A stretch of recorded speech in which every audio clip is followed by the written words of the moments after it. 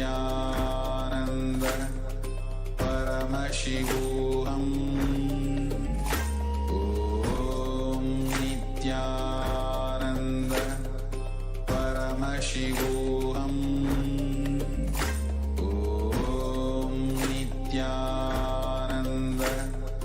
Paramashivoham.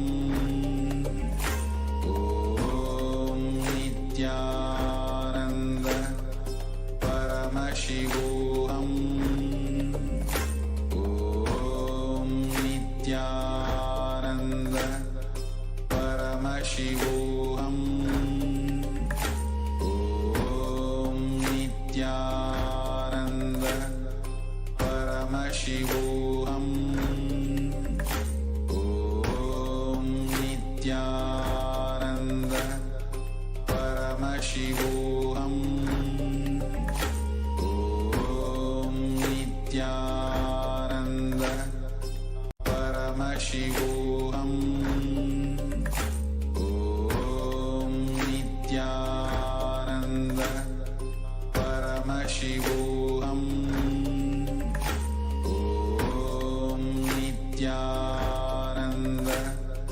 Paramashivoham. Om Nityananda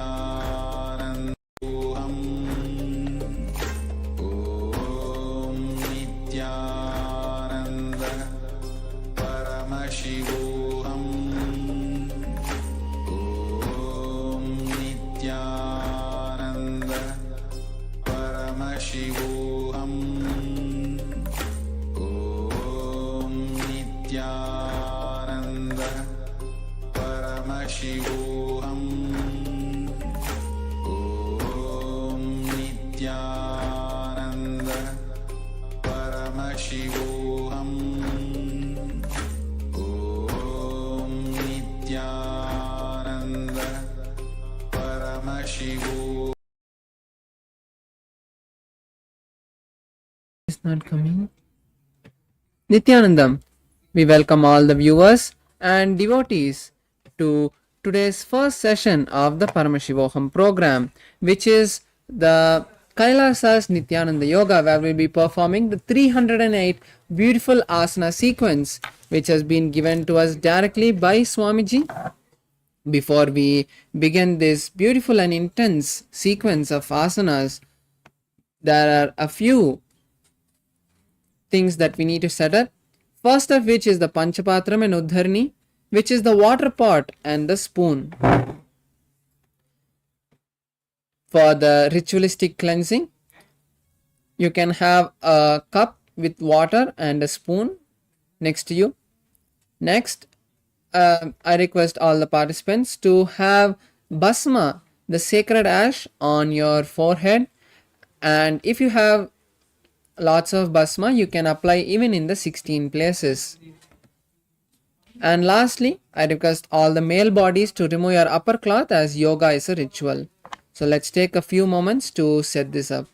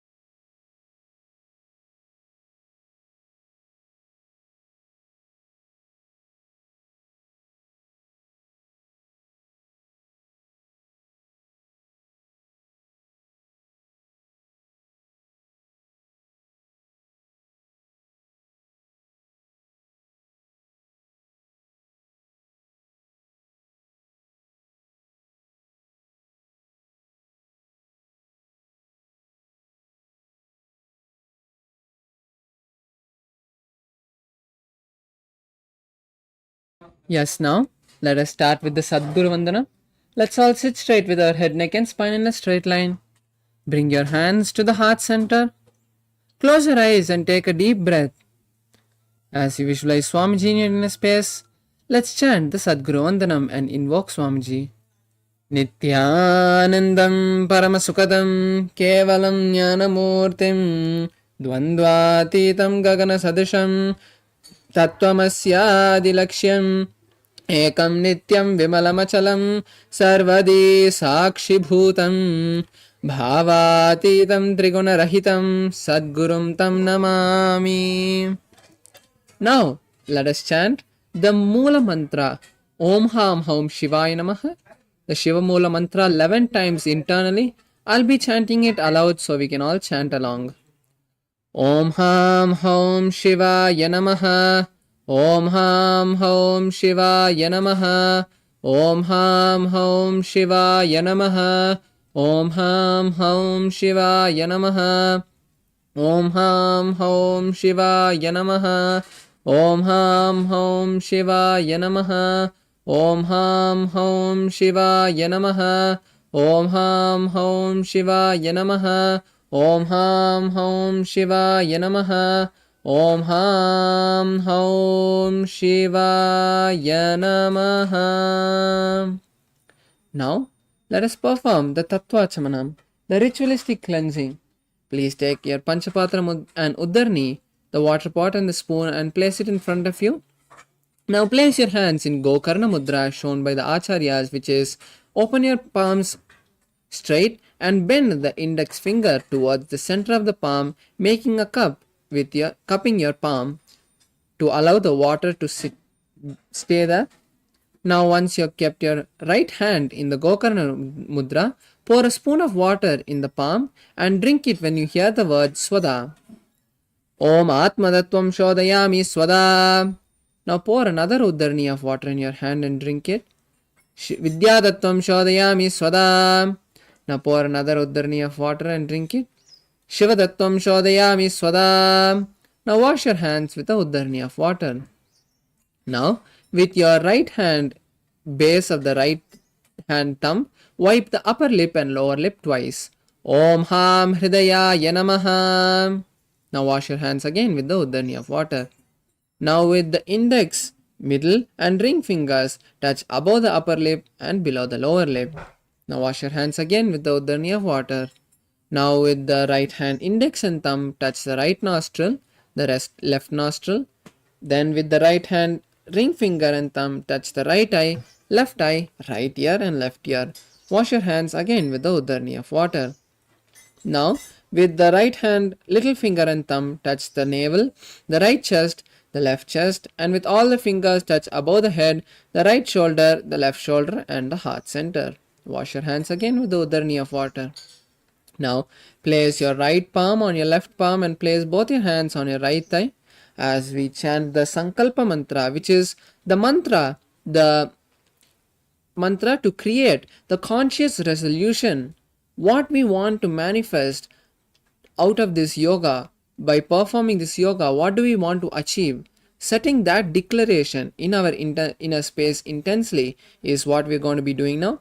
So hold one particular intention or desire that you want to manifest by performing this yoga. And now let's chant the Sankalpa mantra.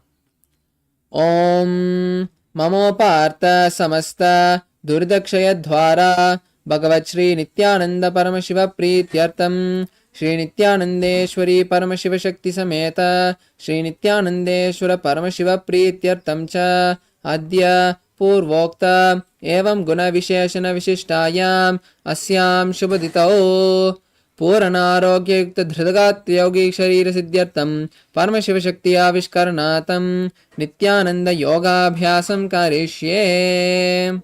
Now pour a Uddarni of water on your right palm and wash it. Om Apaupasprisya. Now keep your Panchapatram and Uddarni aside so that it does not be a hindrance during the yoga. And now as we have beautifully completed the ritualistic cleansing and the Sankalpa, the conscious declaration, let's have a quick recap of the 12 components, starting with the first component, the asana. The asanas are the various body postures we are going to be performing throughout this Dvitiya Vinyasa Krama. As we perform these postures, we align our body to the cosmic geometry by bending it in particular ways as given to us by Paramashiva. When we do this, it awakens our Kundalini, aligns the energy centers, and manifests health in our life.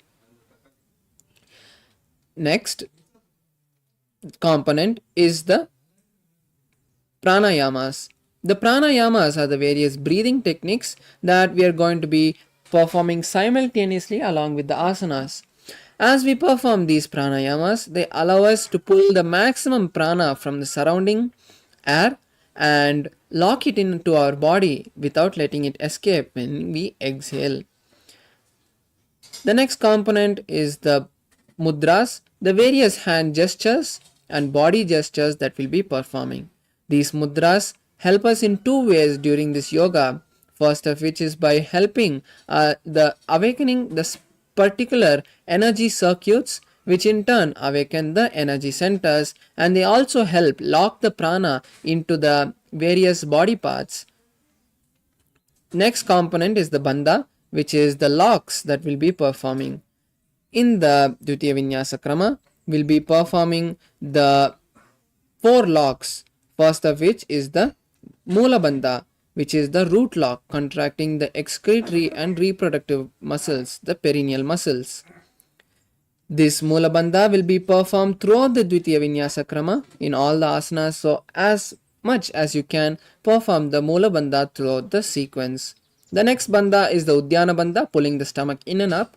This Bandha will be shown by a yellow circle on the screen next to the Acharyas. So when you see the yellow circle, you can perform this Udyana Bandha. The next component is the next Bandha is the Jalandhara Bandha, locking the chin to the chest. This Bandha will be shown by a blue circle. So when you see the blue circle, perform the Jalandhara Bandha. And finally, we'll be performing the Mahamudra Bandha, which is performing all the 3 bandhas together. This bandha will be shown by a purple circle as in this first asana, Sukhasana. The next component is the Karanas, the various dance postures that have been given to us by Paramashiva. There are 108 dance postures called the Karanas, which have been directly performed by Paramashiva and passed down from master to master in the Natya Shastras. As we perform these Karanas, they allow the various body parts to get awakened and help the Kundalini travel from the root center to the crown center. The next component is the visualizations. Visualizations as part of this Dvitiya Vinyasa Krama is one of the most important components, as what we visualize during these asanas directly get imbibed and enter our bioenergy. So when we visualize these gods, the great sages, the various other spiritual elements and symbols, they make sure that only the right cognitions and the right energies enter our system. The next component is the chanting of the japa, the internal chanting. The various Mahavakyas which have been given to us by Swamiji, by the Supreme Point of Hinduism, like Shivoham, Mahasadashivoham, Om Nityananda Paramashivoham, and various other Mahavakyas will be chanted throughout this Dvitiya Vinyasa Krama for a particular set of asanas. So when you hear the japa being changed, make sure that you start chanting that internally, visualizing the japa going around and around in your throat. The next component is the chanting of the Shastra Pramanas. The Shastra Pramanas are the various scriptural references that have been given to us directly by Paramashiva. These scriptural references have been given to us directly by Paramashiva, so we can remember that when we perform these asanas, we are performing the most authentic yoga. The next component is the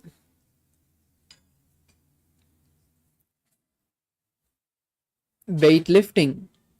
The weights help us to intensify this whole yoga sequence. So if you want to make this yoga sequence more challenging for you, you can add weights to the whole sequence and make it more interesting for you. The next component is the mandala. The mandala is the sacred geometry that will be used and be gazed at during this Dvitiya Vinyasa Krama. The Sri Yantra will be used for this Dvitiya Vinyasa Krama. As you can see behind the Acharyas, the Sri Yantra has been engraved into the background.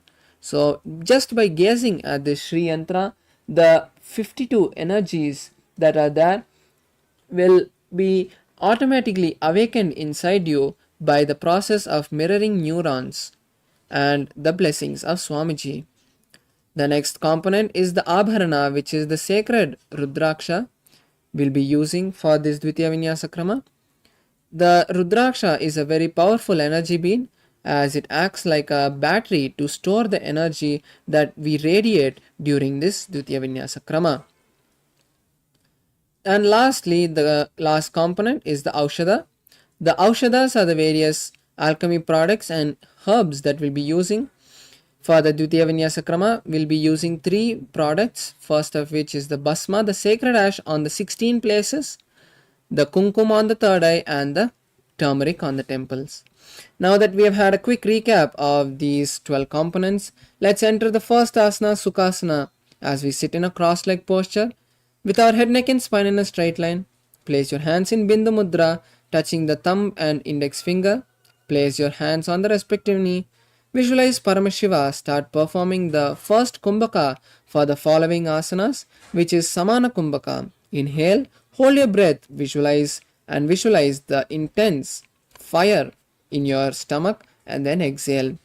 Start performing the Mahamudra Bandha, which is all the 3 bandhas together, and hold the japa Soham in your inner space. Tatsukhasanamityuktam ashaktastat-samacharetasana vijitam yena jitam tena jagatrayam.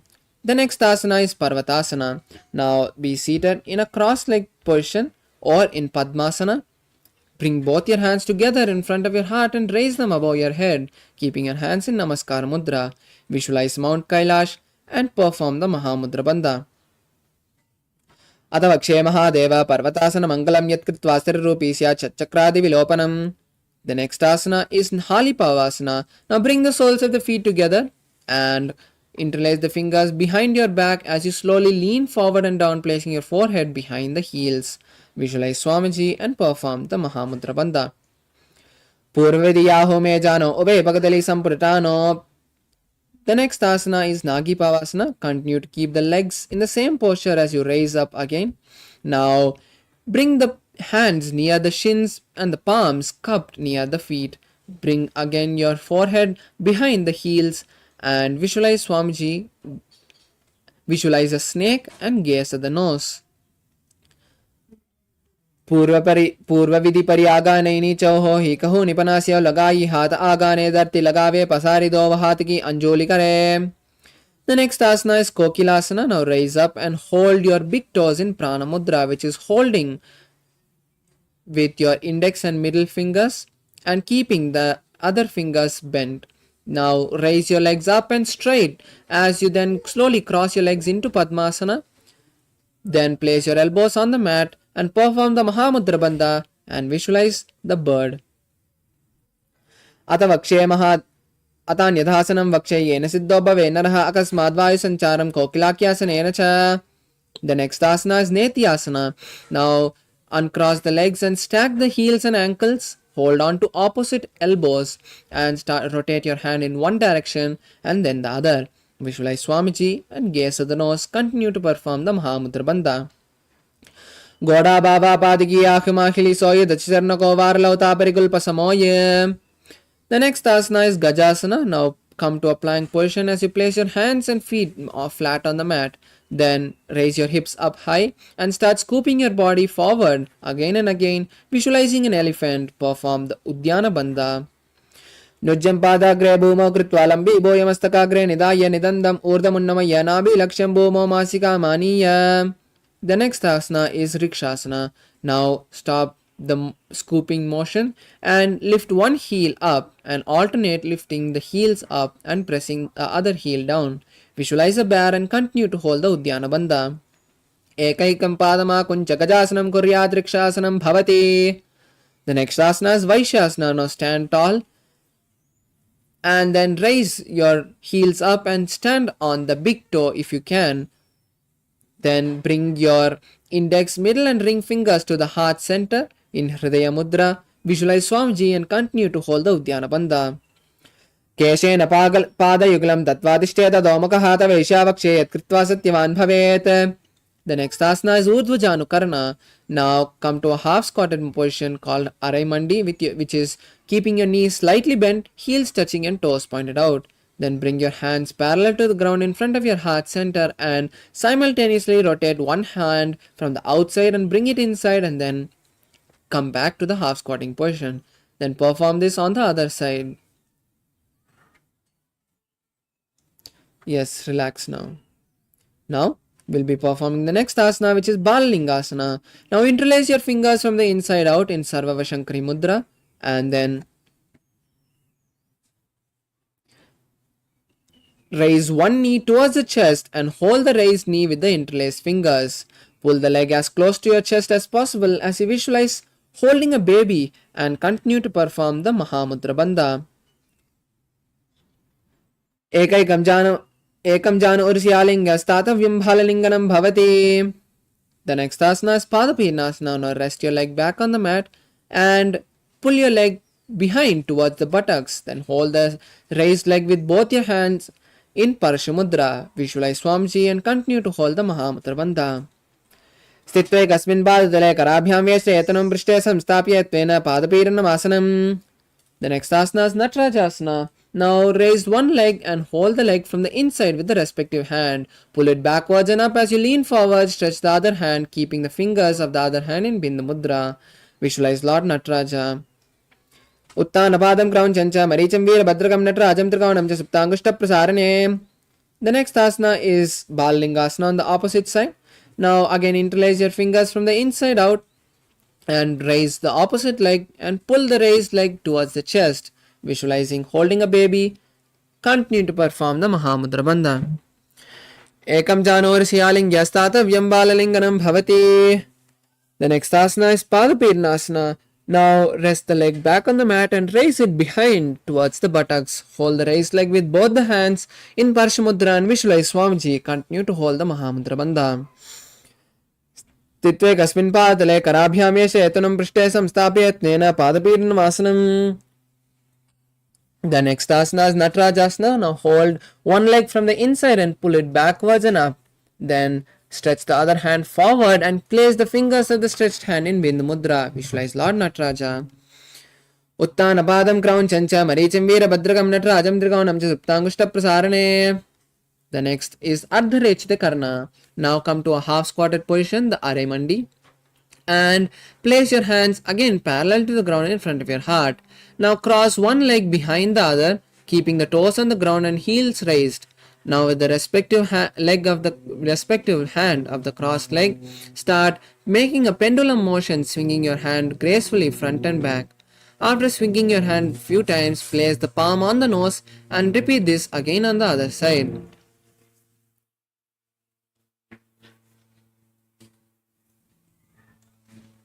Relax.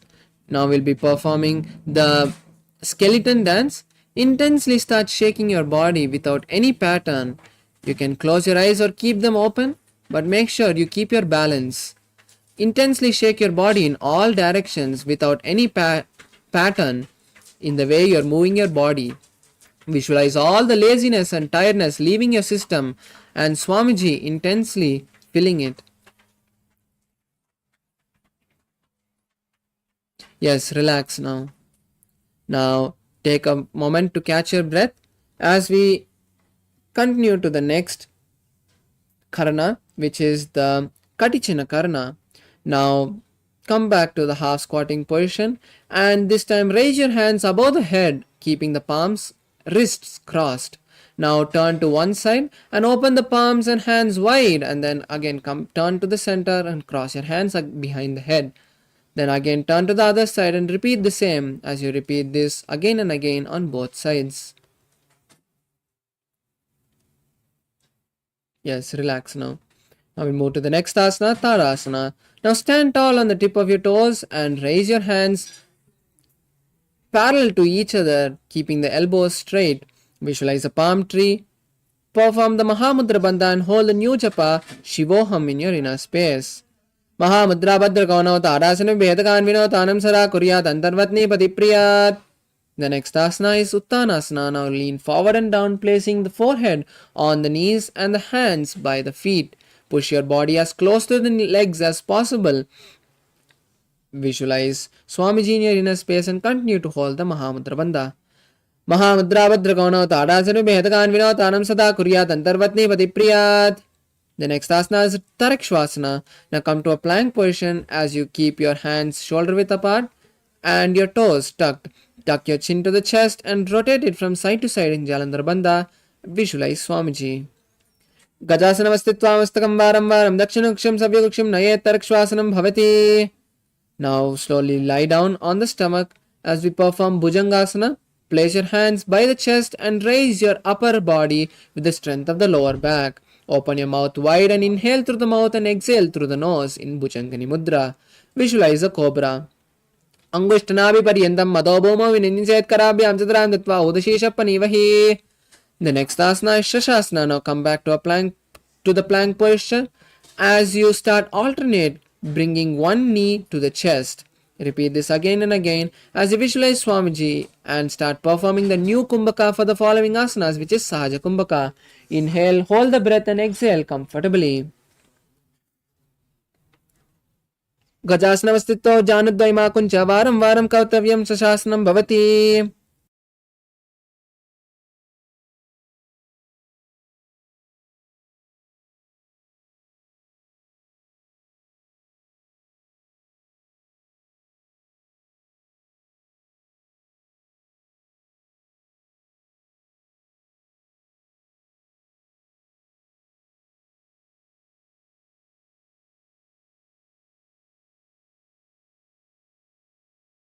Yes, the next asana is Ratasana.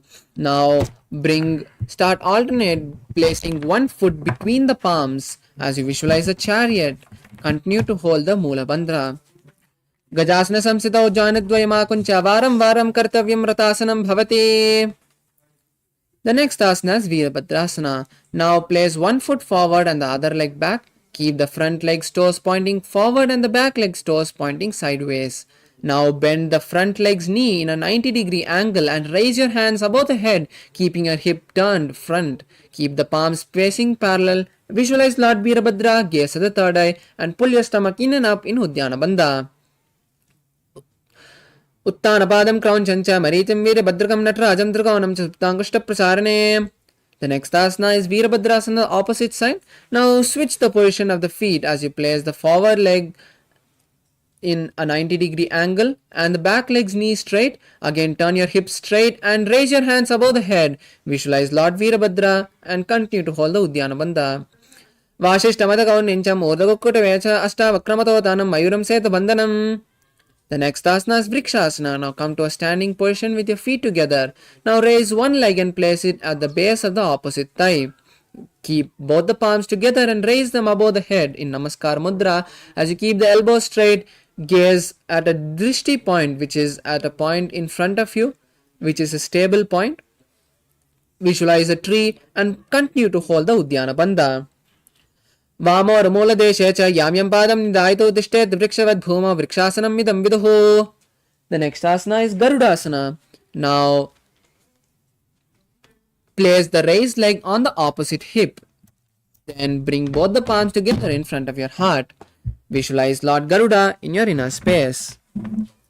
Garuda asana vakshe yena dhyanam srimbhuvi sarva doshatvinir mukto bhavati mahabali. The next asana is Vrikshasana on the opposite side. Now again place both the feet flat on the mat and raise the opposite leg and place it at the base of the opposite thigh. Bring both the palms together and raise them above your head as you keep the elbows straight. Visualize a tree and hold the drishti point to maintain your balance. वामो रुमूलदेशे च याम्यं पादं निधायतो तिष्ठेत् वृक्षवद्भूमौ वृक्षासनं मिदं विदुः. The next asana is Garudasana on the opposite side. Now place the raised leg on the opposite hip and bring both the palms together in front of your heart in Namaskara Mudra. Visualize Lord Garuda. Garudasana Yanadhyanam Shirambuvi Sarvadoshat Vinirmukta Bhavati Mahabali. The next asana is Trikonasana. Now place one leg forward and the other leg back. Then stretch your hands parallel to the ground and place your one hand near the forward leg and the other hand towards the sky as you also gaze at the sky. Visualize a triangle in your inner space. Uttanabadam Kraunchanja Marijam Veera Bhadragam Natrajam Trikonam Japtangushta Prasarane. The next asana is Trikonasana on the opposite side. Now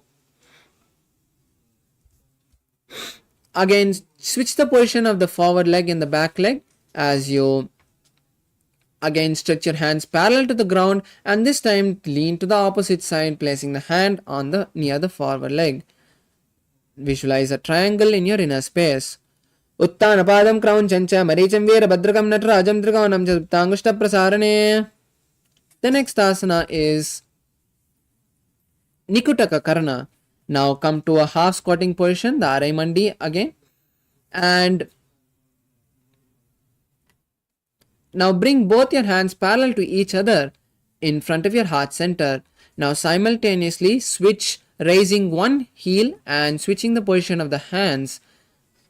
Perform this again and again on both the sides. Yes, relax. Now we move to the next asana, which is Angushtasana. Now come to a squatted position as you squat on your heels. Then keep the knees together and hands together in front of the heart center in Namaskara Mudra. Start performing the new Kumbhaka for the following asanas, which is Brahmari Pranayama, which is inhaling and exhaling, making a buzzing sound.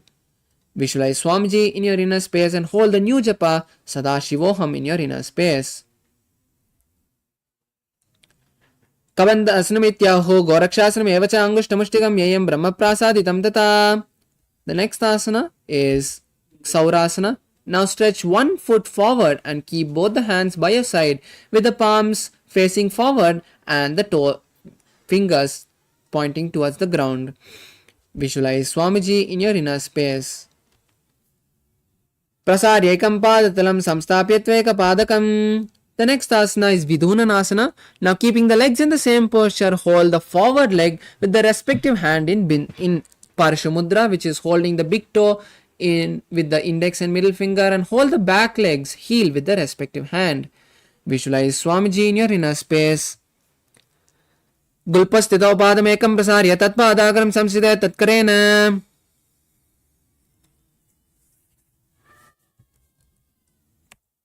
The next asana is Saurasana on the opposite side. Now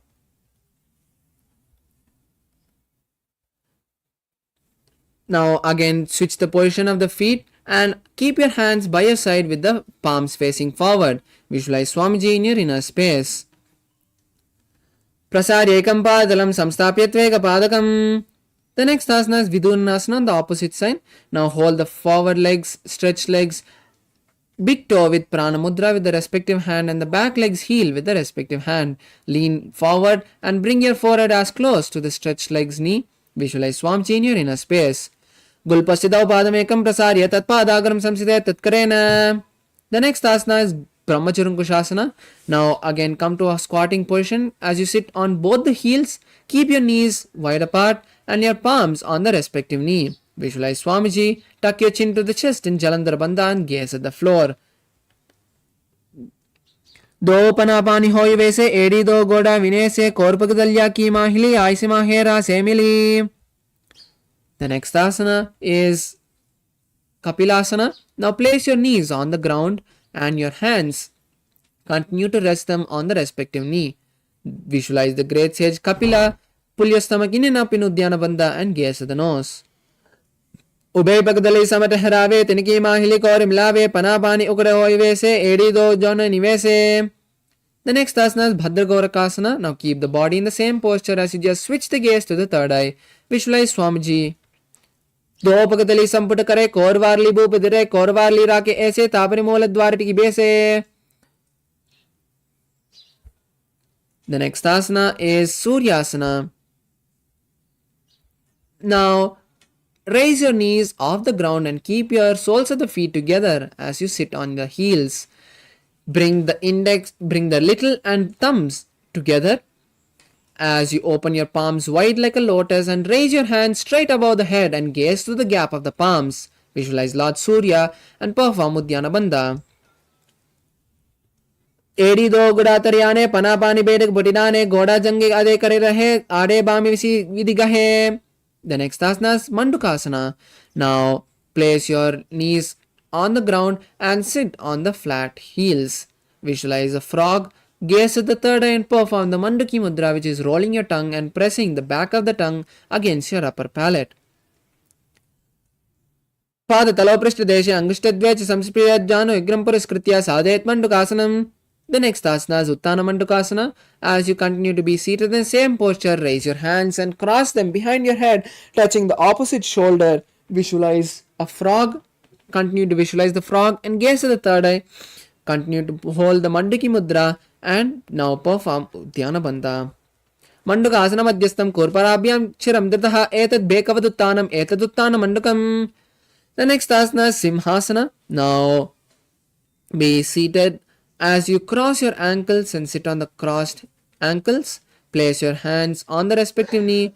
Now lean forward and stick your tongue out as you exhale forcefully. Gaze at the nose and visualize a lion. Dakshinam Sabhyagulpena Dakshinetate Etaram Hasta Janvo Samstapya Svangulischa Prasaricha. The next asana is Bhadrasana. Now be seated and uncross the ankles.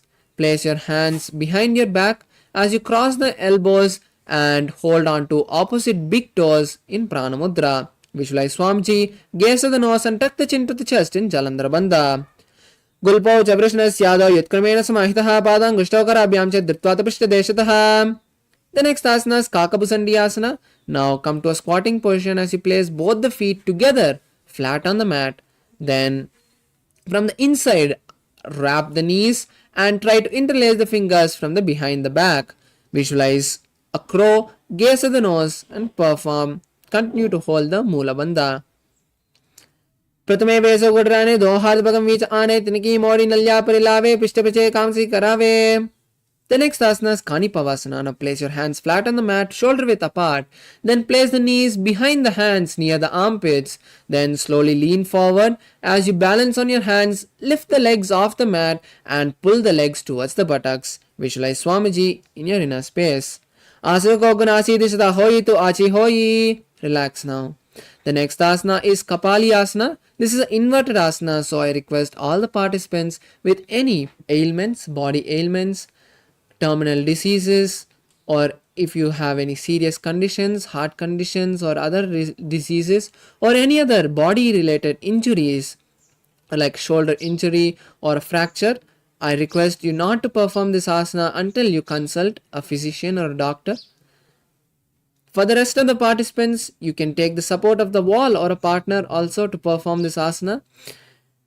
Now place your hands flat on the mat, more than shoulder width apart. Then place the crown on the ground as you make a triangle with the hands and head. Now place the knees on the back of the hands. As you find balance, slowly start raising your legs up and straighten your knees as much as you can. Visualize Swamiji in your inner space. Shisha dharti teki pagdo milwa ucha kukare pagdali asi dishit sumatarase do hata ki hate lik do. Relax now. The next asana is Parsvamayurasana. Now come to a squatted position and place your hands on one side of the body as you align it with the knees and hip. Then slowly lean onto the elbows as you stretch the legs straight to the side. Visualize a peacock and start performing the Rechaka Kumbhaka, which is exhaling completely, holding the lungs empty and inhaling comfortably. Visualize, gaze at the third eye. Mayuram dandavat kuryan, mayuram danda namakam kuryan, mayuram parshvabhyam, mayur parshva namakam. The next asana is Parsvamayurasana on the opposite side. As you switch, come back to the squatting position and place your hands on the opposite side of your body. Align the elbows to the hips and knees as you slowly lean onto the elbows, stretch the legs to the side and visualize a peacock. Gaze at the third eye. Mayuram dandavat kuryan, mayuram dannamakam kuryan, mayuram parshvabhyam, mayur parshvanamakam. The next asana is Bhairagnathasana. Now come to a plank position and place one foot between the palms with the knee by the elbow, by the shoulder. Visualize Kalabhairava, gaze at the third eye. Asana Koganapiti Jayi. Now switch the position of the feet now and place the other foot between the palms. Visualize Kalabhairava and gaze at the third eye. Asana Koganapiti Jayi. The next asana is Unmukhapita. Now come to a plank position and place the forearms on the mat, bringing the hips up high. Visualize Swamiji and gaze at the third eye. Bunyastau jani hastau chadushpadam vamukam uttapitangri yuglak tatismalam biruka. The next asana is Vashishtasana. Now come back to a plank position and roll onto one arm. As you balance on that arm, raise the other arm towards the sky and gaze at the palm. Visualize the great sage Vashishta in your inner space. Urdu Kukkada Vashishta Marichaha Machagampari Vittam Chodrasya Vividam Dhararasanam. The next asana is Vashishtasana on the opposite hand. Now roll onto the other arm and stretch the other opposite arm towards the sky. Gaze at the sky as well. Visualize the great sage Vashishta. Urdu Kukkada Vashishta Marichala Machagampari Vittam Chodrasya Vividam Dhararasanam. The next asana is Anjani Asana. Now come to a seated position as you keep your legs stretched forward with the toes pointing up. Now insert your hand under your buttocks and gaze to the nose as you tuck your chin to the chest in Jalandhara Bandha. Visualize Lord Hanuman. दो करा की ube हथेली कोरवारली में ले भेली सो आगाने भूपरिदासे महाने अंगुली में रिलासे. The next asana is Pachimatanasana. Now lean forward and down. Hold the big toes with the respective hand in Prana Mudra. Place the forehead on the respective on the knees and push your body as low as possible. Visualize Swamiji and perform Mahamudra Bandha. Hold the new japa Mahasada-shivoham in your inner space. Janu parilalatam to paschyamantan muchyate yena kena prakarena sukam dharyam cha jayate.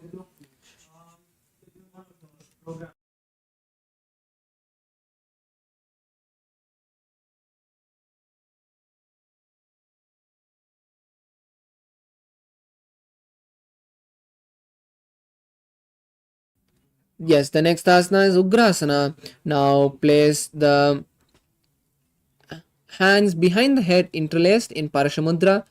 Now slowly lean forward and down, placing the forehead on the knees. Place the elbows outside of the knees and visualize Kali in your inner space. Perform the Mahamudra Bandha. Supanibhyam dhirdam ditva jano parishironyasayat asanam vividam proktam bavedanil deepanam. The next asana is Marichi Asana. Now raise up and bring one foot to the perineum with the knee raised. Now from the inside, wrap the raised knee around and interlace both the hands behind the back. Visualize the great sage Marichi. Uttanapadam crown chancha marichim veera badrakam natrajam trikonam cha suptangushta prasarane. The next asana is Mahamudrasana. Now rest the raised knee on the ground now and lean forward and hold the stretched leg with both the hands as you place your forehead on the knees. Visualize Swamiji and perform the Mahamudra Bandha as you gaze at the nose. Atama Mahamudram pravakshami tantresmin mama vallabe yam prapya siddha siddhim cha kapladya puragataha. The next asana is Marichi Asana on the opposite side. Now stretch the bent leg and pull the opposite leg towards the perineum, keeping the knee raised. Now wrap the raised knee from the inside around, interlacing both the hands behind your back. Visualize the great sage Marichi in your inner space. Uttanapadam crown chancha marichim veera badrakam natrajam trikonam cha suptangushta prasarane. The next asana is Mahamudrasana. Now rest the raised knee on the mat and hold the stretched leg with both the hands as you place the forehead on the knees. Visualize Swamiji, gaze at the nose and perform the Mahamudra Bandha. Mahamudram pravakshami tantresmin mama vallabe yam prapi siddha siddham cha kapiladya puragataha. The next asana is Bhadrasana 2. Now bring the soles of the feet together and place both the hands on the respective sole. Visualize Swamiji, gaze at the third eye. Gulpot Vrishnasyadah Shivanyah Pashvayakshipet Padava Shvetupanibyam Dhritam Badvastu Nischalam. The next asana is Gwalipavasana. Now keeping the legs in the same posture, pull them slightly forward and place your hands on the respective knee. Visualize Swamiji, gaze at the nose and tuck your chin to the chest in Jalandhar Bandha. Continue to perform the Rechaka Kumbhaka. पूर्वचरपट चौक सोही वाही video की जी सोही यामे एड़ी भिन्न जुरासे अंगुल आत अंतरोरासे. The next asana is Joni asana. Now bring the soles of the feet back to the perineum and hold the sole with the respective hand from the inside. Now slowly lean forward and down, placing the head on the soles of the feet. Visualize the Yoni mandala as projected in the corner of the screen, top corner of the screen. Gaze at your nose. दो पगदली संपुट करे AD made के ढिंग दरे अर्ध हाथ को अंतर रासे लिलाट पगतलिया ऊपर दासे. The next asana is Midakipavasana. Now bring your feet away from the perineum and stretch your hands to the ground parallel on top of the knees. Visualize Swamiji, gaze at the nose. पूरबबिधि परिपगतली संपुट सोल एडी मिली रासे येड्यासु माहिली कानी अंगुल दो अंतरे लिलाट दत्ति लगावे. The next asana is Siddha Samadhi asana. Now bring your soles back to the perineum as close as possible and insert the hands under the shins, keeping the palms faced up. Now place your neck in front of the toes, making sure the toes touch the back of the throat. Visualize Lord Surya in your inner space and gaze the nose. दो पगदली संपुट करे soul made का आगा मेदरे अंगुल आत अंतरो रासे AD को ऐसे विदिदासे. The next asana is Chiniki Pavasana. Now remove your hand from under the shins and place your hands on the respective sole. Open the soles now like a book and visualize Swamiji, gaze at the nose. दो पगतली येड़ी धरती मगिवा made लगावे पगतली माहिली core अंगुटा सदी सदी जोड़े. The next asana is Charapata Chokasana. Now raise up and place your hands on the respective knee. Pull your soles as close to the perineum as possible and gently press the knees towards the ground. Visualize Swamiji, gaze at the third eye and perform the Uddiyana Bandha, pulling the stomach in and up. दो पगदली संपुट दरे आगा में जारे पसारे गोड़ा बूसो लगता रासे हाथ दो गोड़ा परिदासे. The next asana is Bhairavasana. Now pull the heels up.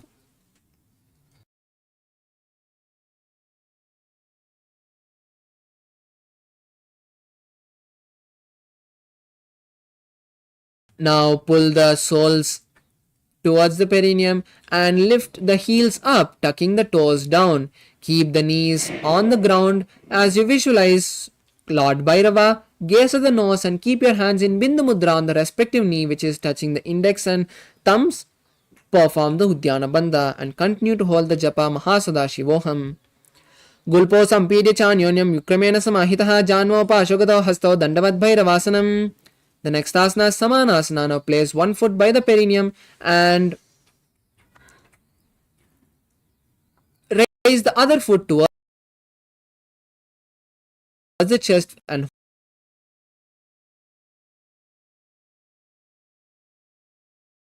hold the raised foot with both the hands.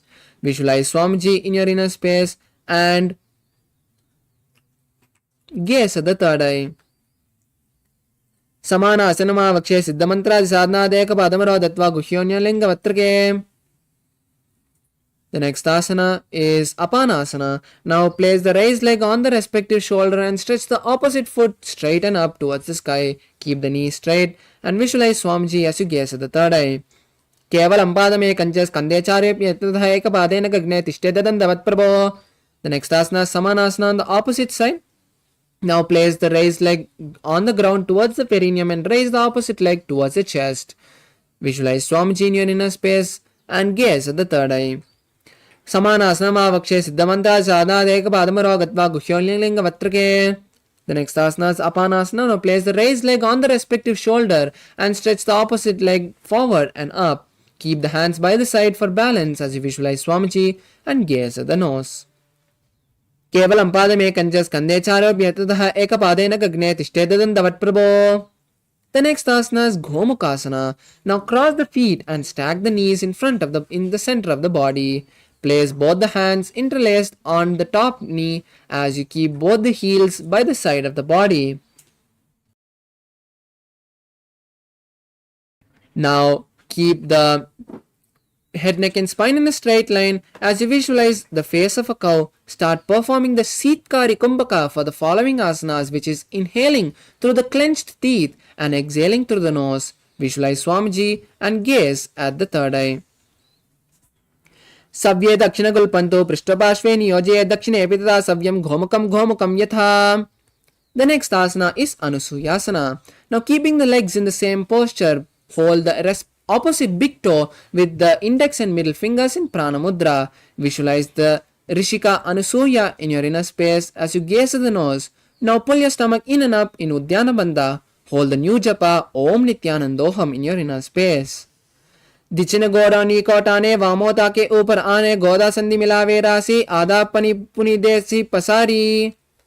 The next asana is Anusuyasana 2. Now interlace the fingers behind your back and slowly lean forward. Try to place the nose on the ground. Visualize Rishika Anusuya.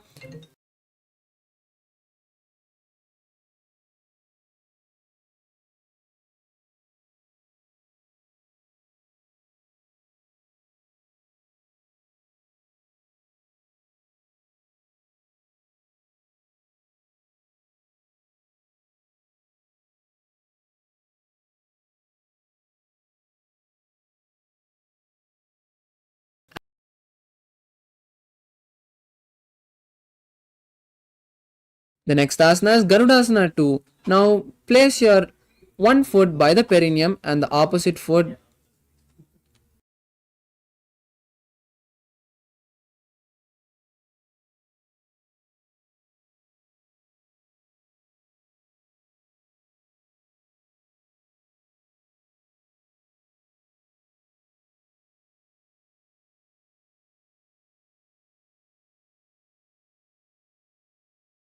Now place one foot by the perineum and the opposite foot on the flat on the mat with the knee by the chest. Visualize Lord Garuda in your inner space as you keep your hands on the respective knee. Gaze at the nose. दो पगमोड़ी गेड़ी माहिलम गुल्प मूलद्वारिणी छेदे बेसे जीमिनी पगतली धरती टेकी गोड़ ऊंचो उभोरा से. The next asana is Naradasana. Now sit on the heel which is sit by the perineum and interlace both the hands behind the neck and turn outside the raised knee. Visualize the great sage Narada and gaze at the third eye. पिष्ट जवाम पगदली केरी भूपरिता ही लगा वेपेरी गोड़ा समयो पगतलिया पना होई जोई दची पगदिल रासे सोई. The next asana is Matsya Pitakasana.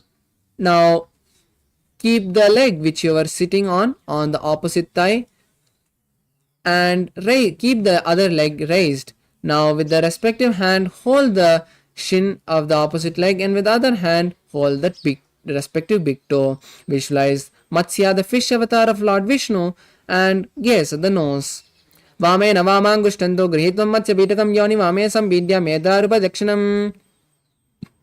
The next asana is Gomukasana on the opposite side. Now again cross your feet and keep the feet stacked in the center of the body. Interlace both the hands and place them on the top knee as you keep both the soles of the feet outside the hips. Visualize the cow and gaze at the nose. Savya Dakshina Gulpanto Prishtapashve Niyoje Dakshine Epitata Savyam Ghomukam Yatha. The next asana is Anusuyasana. Now hold the big toes with the index and middle fingers in Prana Mudra and visualize Rishika Anusuya. Perform the Uddiyana Bandha and gaze at the nose. दक्षिण गोड़ो नी कोटाने वामोता के ऊपर आने गोदा संधि मिलावे बारी आधा पनी पनी दे पंदी पसारी. The next asana is Anusuyasana 2. Now keeping the legs in the same posture, interlace the fingers behind the back and lean forward. Try to touch the nose to the ground as you visualize Rishika Anusuya and gaze at the nose. जीमना गोड़ा की संधि उपरिदावा गोड़ा की संधि मिलावे Goda ki sandhi milavira se. The next asana is Garudasana 2. Now raise up and place one foot by the perineum and the opposite foot flat on the mat with the knee by the chest. Place the hands on respective knees as you visualize Lord Garuda and gaze at the nose. Dava Bagamodi Yedi Mahilam Gulpamoladvarni Chede. The next asana is Nardasana. Now sit on the heel which is touching the perineum and interlace the hands behind the neck. Turn outside the raised knee and visualize the great sage Narada as you gaze at the third eye. Pishtijavam Pagadali Keri Buparita Hilaga Veperi Goda Sido Pano Hejoyi Dachipasitira Sesoyi. The next asana is Matsya Pitakasana. Now place the heel you're sitting on the opposite thigh and keep that opposite leg raised. Now with the respective hand, hold the big toe and the other hand hold the shin. Visualize Matsya and gaze at the nose. Vamena Vamangushtantu Grihitam Matsya Pitakam Yoni Vamena Sampidya Medradu Paridakshinam. The next asana is Matsyendrasana. Now continue to be seated in the same posture with one leg on the opposite thigh. Turn outside of the raised knee and place the elbow on the knee and place it on the respective ear. Place the opposite hand flat on the mat behind you as you turn back, gaze at the third eye and visualize the great sage Matchendranatha, gaze at the nose. Udanam paschima bhasam kritva tishtati yatnadha namrangam vamapadam hi dakshajanu parinyaset. The next asana is Kubasana. Now keeping the body in the same posture, just hold the opposite big toe with the hand which is touching the ear and with the opposite hand touch the respective ear. Visualize the camel and gaze at the third eye. Asana Gogana Jolo Jhaye. The next asana is Matsyendrasana 2. Now continue to keep the body in the same posture as you just place the hand which is touching the respective ear back on the mat. Continue to be turning backwards as you gaze at the third eye. Visualize the great sage Matsyendranatha. Matsyendrapitam Jhadra Pradiptam Prachandra Rukmandala Kandanastram Abhyasita Kundalini Prabodham Dandastadahi Pumsam. The next asana is Matsyendrasana on the opposite side. Now place one leg on the opposite thigh and raise the opposite leg. Now turn outside of the raised knee and place the one hand on the raised knee and touch the respective ear with the other hand flat on the mat behind. Turn back and gaze to the third eye as you visualize the Matsyendranatha. Udaram paschima bhasam kritva tishtati yatnadaha namrangam vamapadam hi dakshajanu parinyaset. The next asana is Kubasana. Now keeping the body in the same posture, stretch the hand which is touching the respective ear and raise the hand which is on the ground and touch the respective ear. Visualize a camel and gaze at the third eye. Asana Gogana Jolo Jhaye. The next asana is Matsyendrasana 2. Now place the raised hand back on the mat and visualize the great sage Matsyendranatha. Matsyendrapitam Jatra Pradiptam Prachandra Rukmandala Kandanasram Abhyasada Kundalini Prabodham Dandastadahi Pumsam. The next asana is Padmasana. Now come to a seated position as you place your legs on opposite thighs. Visualize Paramashiva, gaze at the nose, perform the Mahamudra Bandha and hold the new japa Om Nityananda Mahasadashivoham in your inner space. Asanam Dividam Proktam Padmam Vajrasanam Dada Uro Udor Uparichedate Ude Ubepadatale Yatha. The next asana is Padmasana 2. Now cross your hands and hold on to the respective big toes in Pranamudra. Visualize Goddess Parvati and gaze at the nose. Uttano Charano Kritva Uru Samsto Prayatnataha Uru Madhyetato Tano Pani Kritva Tu Tadrishao. The next asana is Kukutasana. Now insert the hand through the gap of the thighs and calves and lift the body off the ground. Visualize a rooster and start performing the Sahaja Kumbhaka, which is simple breathing. Padmasanam se samstapya nanunvarantare karo nivesha bhuma vashishyet vyomastak Kukutasana. The next asana is Bhaddakeki asana. Now from Padmasana raise to your knees and place your palms on the mat with the palms facing backwards. Now slowly lean forward as you place your navel on the elbow. Find balance and gently raise the legs off the mat as you balance on the hand. Visualize Swamiji in your inner space. Dharamavashtabhya karadvayena tatpurvaristami taviparshvaha uttrasano dandavadukki satyema yurametam pravidanti pitam. The The next asana is Mayurasana. Now place your legs back on the mat and release the Padmasana. Keep the hands in the same posture as you now slowly lean forward from this kneeling posture and place the navel again on the elbows. Now slowly kick the legs off the mat and balance on the hands as you visualize a peacock. अथ वक्षे महादेव मयूरासनम उत्तमं भूमौ निपाद्य हस्तौ द्वौ कूर्परोपरि देहकम्. Now lie down on your stomach in Makarasana as you open your legs wide apart and keep the toes pointed sideways. Interlace the fingers and place them on the head and visualize a crocodile. Adhyasasete hridayam nidaya bhumau cha padau cha prasaryamano. The next asana is Shalabhasana. Now place your hands by your side and bring the feet back together. Now raise the feet and thighs off the mat as you visualize a locust. Adhyasasete karayugmam vaksho bhumim ashtabhya karataleosthalabhyam. The next asana is Ustrasana. Now bend the knees and bring the legs towards the buttocks. Hold the legs from the outside and pull them down beside the hips as low to the ground as possible. Visualize a camel in your inner space. Adhyasete sete padayugmam vashtam prishte nidapya ditam karabhyam. The next asana is Dhanurasana. Now keeping the legs bent, hold the legs from the inside and now simultaneously pull the legs up and thighs up and lift the upper body, bending the back as much as possible. Visualize a bow in your inner space. Prasarya pado vividanda rupo karocha prishte ditapada yugmam. Relax. Now come to a seated position in Bhagasana. Now place your heels flat on the mat outside of the hips and place the hands on the respective knee. Keep the head, neck and spine in a straight line. Visualize Swamiji, gaze to the third eye and hold the chapa Om Nityananda Paramashivoham in your inner space. Ulta modi pavado bese bahro jagati kare ek vese pavana mahila gulpa jujano.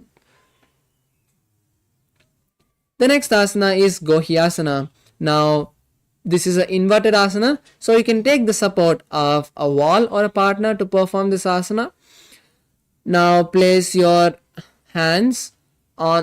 forearms on the mat and keep the fingers interlaced. Then place the crown between the interlaced fingers and raise your knees off the ground. Then start walking forward as you stack the hips above the shoulders, then kick the legs up and balance with your knees bent. Visualize Swamiji and gaze at the nose. दो हाथ की कहूनी जोई पुनी कराले जाड़े दोई. Relax. Now the next asana is Shirasasana. Now slowly straighten the legs from Gohyasana and balance there as you visualize Swamiji and gaze at the nose. Viparitam mandalam cha didaiva vidyanam hinaha dandasanam diva proktam viparitopaveshane. The next asana is Podhyasana. Now come to a seated position. Come to a seated posture as you keep your legs straight. Now place your hands under the calves and lift the legs off the ground. Balance on the buttocks with the knees straight. Try to place your forehead on the knees and visualize Swamiji. Start performing Bhastrika Kumbhaka, which is intense exhalations continuously. दो हाथ पगा बहा आने गोड़ा तरे कांक सीटाने अंगुष्ठ पिष्ट लगता दारे चरण उबे आसादि शिकारे. The next asana is Parigasana. Now rest your legs on the ground and cross your hands behind the head and touch the opposite shoulder. Then lift the leg off the ground, bringing it to a 45-degree angle. Visualize a maze, gaze at the third eye and continue to perform Bhastrika Kumbhaka. Uttana Shainam Kur Kritva Pado Militva Prasarya Nidambam Bhumau Sprishya Hasta Abhyam Kandram Dritva. Relax your legs now. Now place your hands parallel to the ground or place the forearms by your hips on the ground. Then raise your legs again to a 45-degree angle as you gaze at the third eye. Continue to perform the Bhastrika Kumbhaka and visualize a boat. Uttana Shainam Kurparabhyam Bhumim Avashtabhyam. The next asana is Rudrasana. Now bring the soles of the feet together and now scoop the hands from under the legs and then pull the legs towards the chest. Visualize Lord Rudra, gaze at the nose and perform Bhastrika Kumbhaka. Pagatali Samput Kare Hastasya Paga Ucha Paga Ka Anguta Dou Leyu Parli Kanitalave. The next asana is Unmukha Pitasana. Now lie on your back with the soles of the feet flat on the mat and the knees raised. Place your hands behind the heels with your fingers touching the heels. Visualize Swamiji, gaze at the nose, tuck your chin to the chest in Jalandhara Bandha and raise your hips up. Start performing Murcha Kumbhaka, which is inhaling and exhaling through the Jalandhara Bandha. Continue to hold the japa Om Nityananda Paramashivoham as you gaze at the nose. ऊर्ध्वे जजानुनि कृत्वा शवित्वाधमुखं तथा उत्तापि हस्तौ तिष्ठेतु पीठ उन्मुखनामके. Now relax your body completely. Place your hips back on the mat. Stretch your legs and knees. Keep your hands open by your sides with the palms facing up. Completely relax your body. Take a few moments to catch your breath and then slowly lower your breath. Inhale and exhale deeply. Visualize your body is being completely unclutched from all your senses. Visualize only Swamiji and see the Kundalini travel from the root center to the crown center in Shakti Chalana Mudra. Hold the japa Om Nityananda Paramashivoham inside you as we perform the last Shavasana. Ata Shavasanam Uttanam Shavavad Shayanam Tu Shavasanam Shavasanam Shrantiharam Chitta Vishranti Karanam.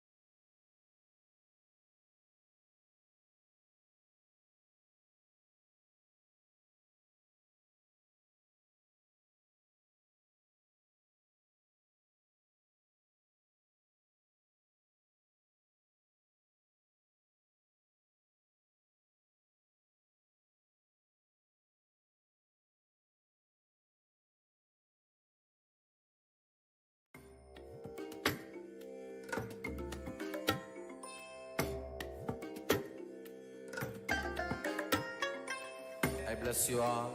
Let you all open all your three eyes and manifest the powers of Mahasudashiva. Om Nityananda Paramashivoham. Om Nityananda Paramashivoham. Om Nityananda Paramashivoham. Om Nityananda Paramashivoham. Om Nityananda Paramashivoham. Om Nityananda Paramashivoham. Om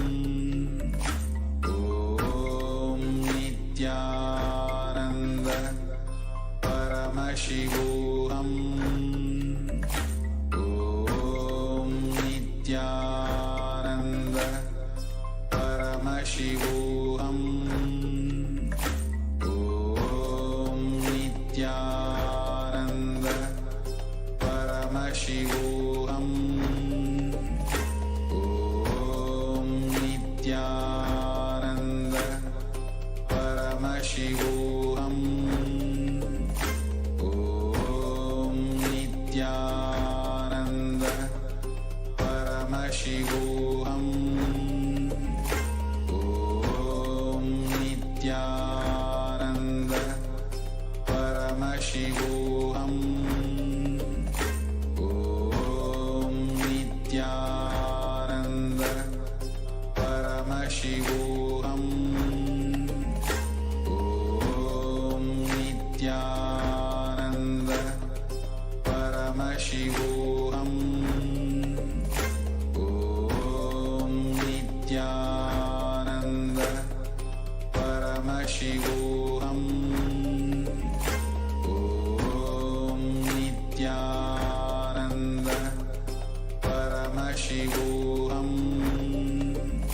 Om Nityananda Paramashivoham. Om Nityananda Paramashivoham. Yes, now slowly come back to your body. Bring awareness from your foot to your head.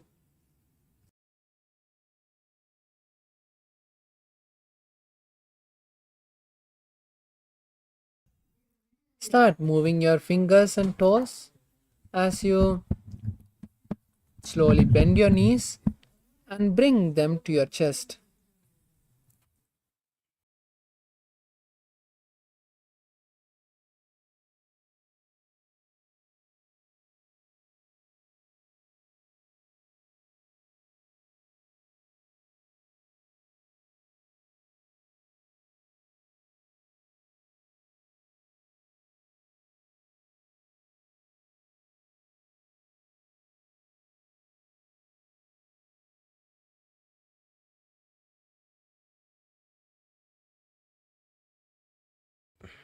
Now rock from side to side and gently get up.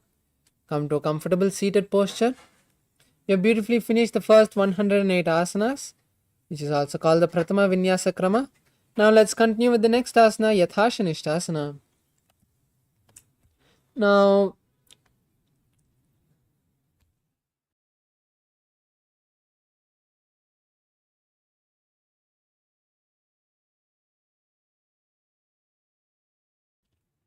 so be in a comfortable seated posture.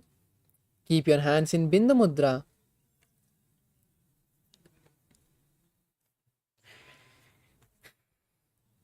पर्यङ्कं तत्समाख्यातं यत संस्थं यथा स्थितिः. Now we'll move to the next asana, which is Samasana. Now come to a cross-legged position. Visualize Swamiji in your inner space. Continue to keep your hands in Bindu Mudra. Start performing the Samana Kumbhaka for the following asanas, which is inhaling, holding the breath, visualizing the intense fire, and then exhaling. hold the japa Om Nityananda Paramashivoham in your inner space.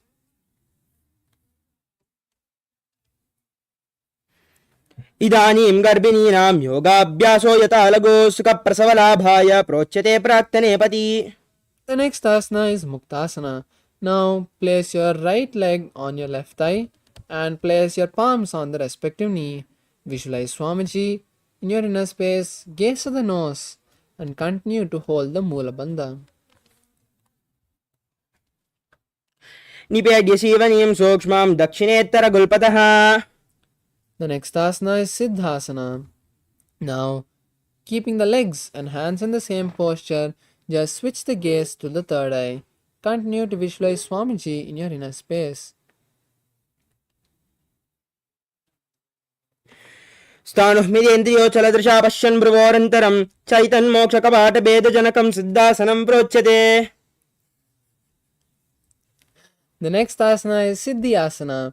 Now, keeping the legs and hands in the same posture, now continue to visualize Swamiji and perform the Mahamudra Bandha.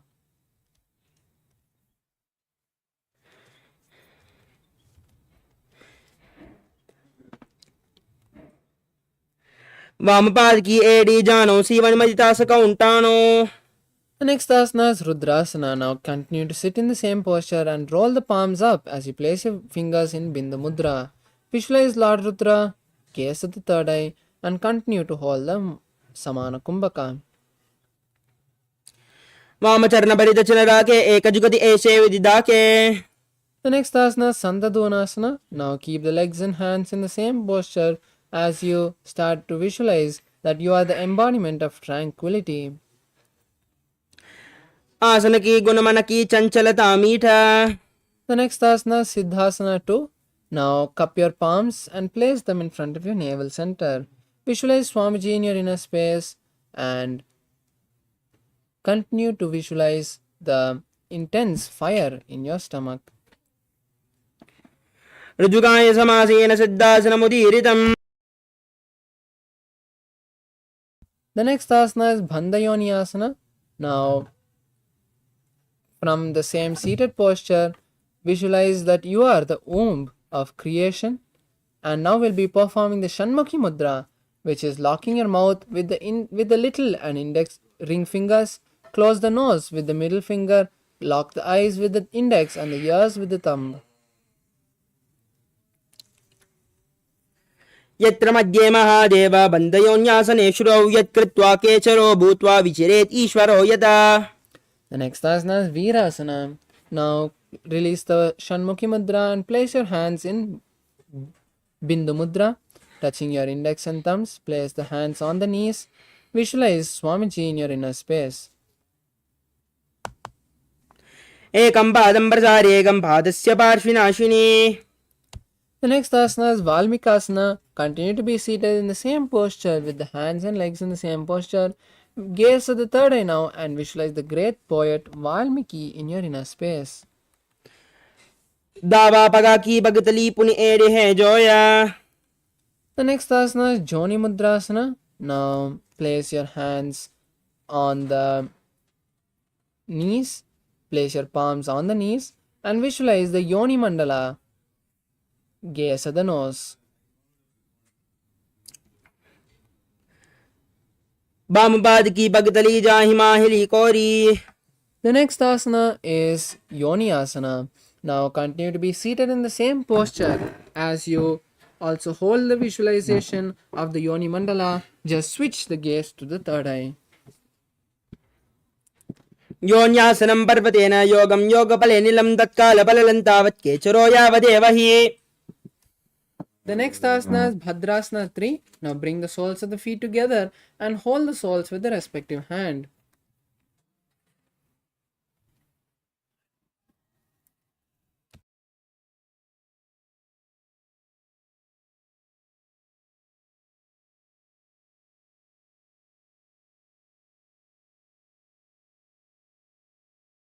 Visualize Lord Bhairava and pull your stomach in and up in Udyana Bandha. गुल्पोद्वशनस्यादः सीवन्या पार्श्वयोन्योक्षिपेत् सव्ये गुल्पतदा सव्ये दक्षगुल्पं तु दक्षिणे.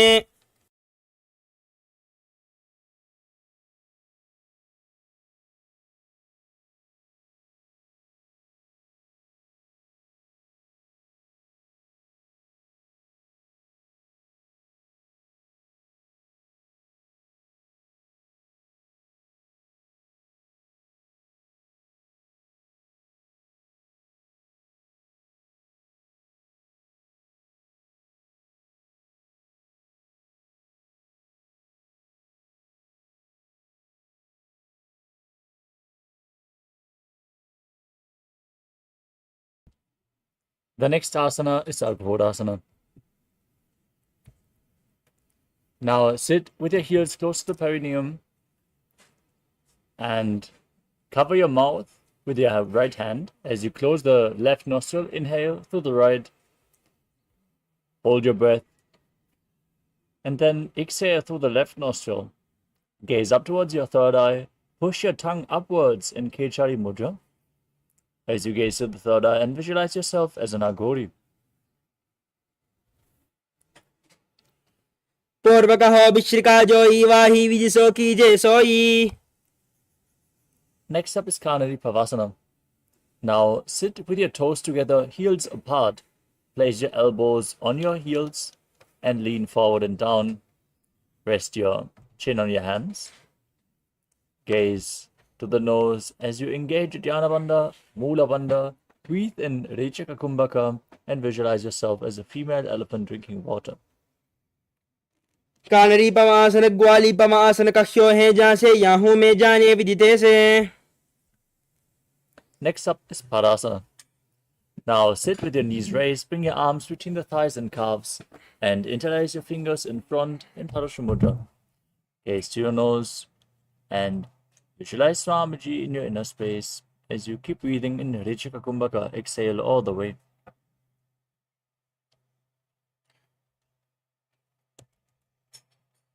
ततोर्ध्वं रेचयेद्वाजुं मृडनिश्वास संयुतम्. Next up is Gopichandasana. Now interlace your fingers around the feet with the soles of the feet together. Bring the toes to the groove of your throat. With your heels touching the chest, your chin on the hands. Gaze to your nose and visualize and embody the state and space of a king.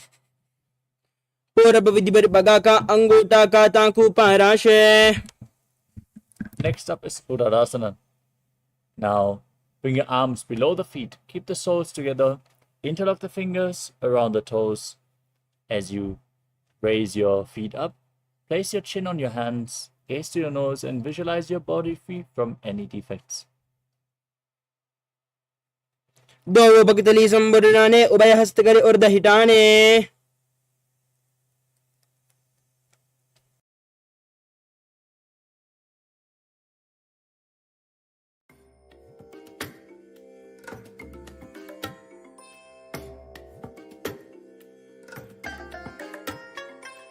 I bless you all. Let you all open all your three eyes and manifest the powers of Mahasudashiva. Om Nityananda Paramashivoham. Om Nityananda Paramashivoham. Om Nityananda Paramashivoham. Om Nityananda Paramashivoham. Om Nityananda Paramashivoham. Om Nityananda Paramashivoham. Om Nityananda Paramashivoham. Om Nityananda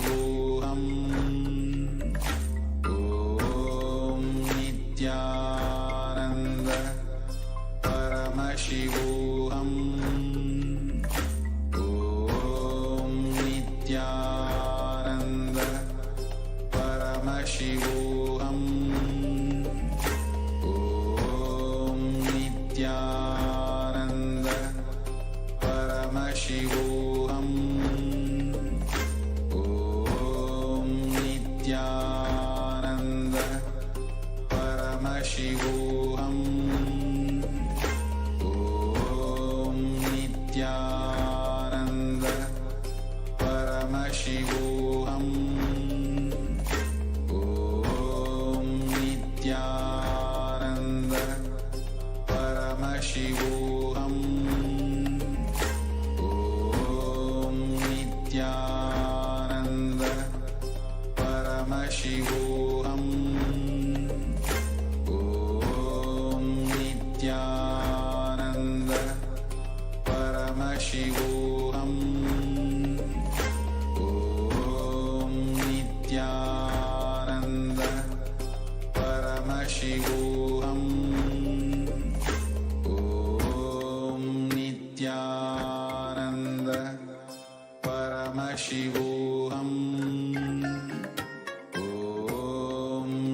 Nityananda Paramashivoham.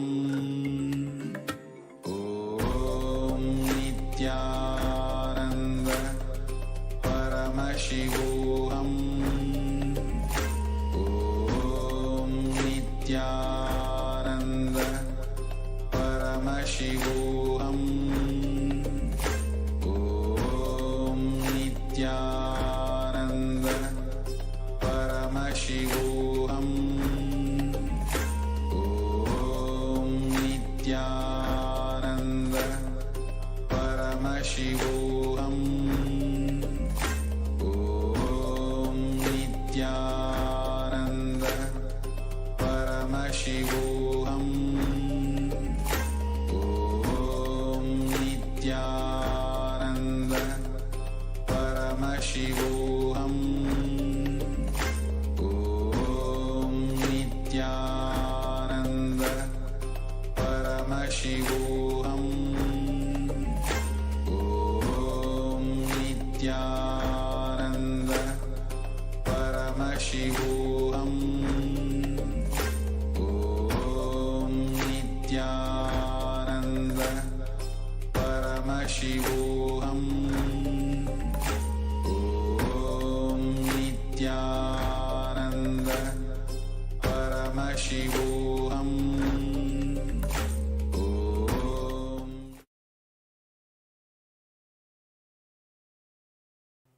Yes, sorry for the technical glitch. We are back. We're going to continue with the next asana of the sequence, Vishishtasana. Now sit with your feet together. Bring your arms under your legs and raise your feet up in front of your face. Keep your fingers interlocked, the palms over your forehead, as you visualize yourself excelling in everything.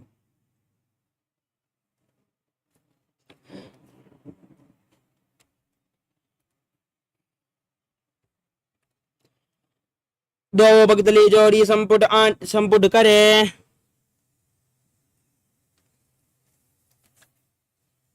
Next up is Pujasana.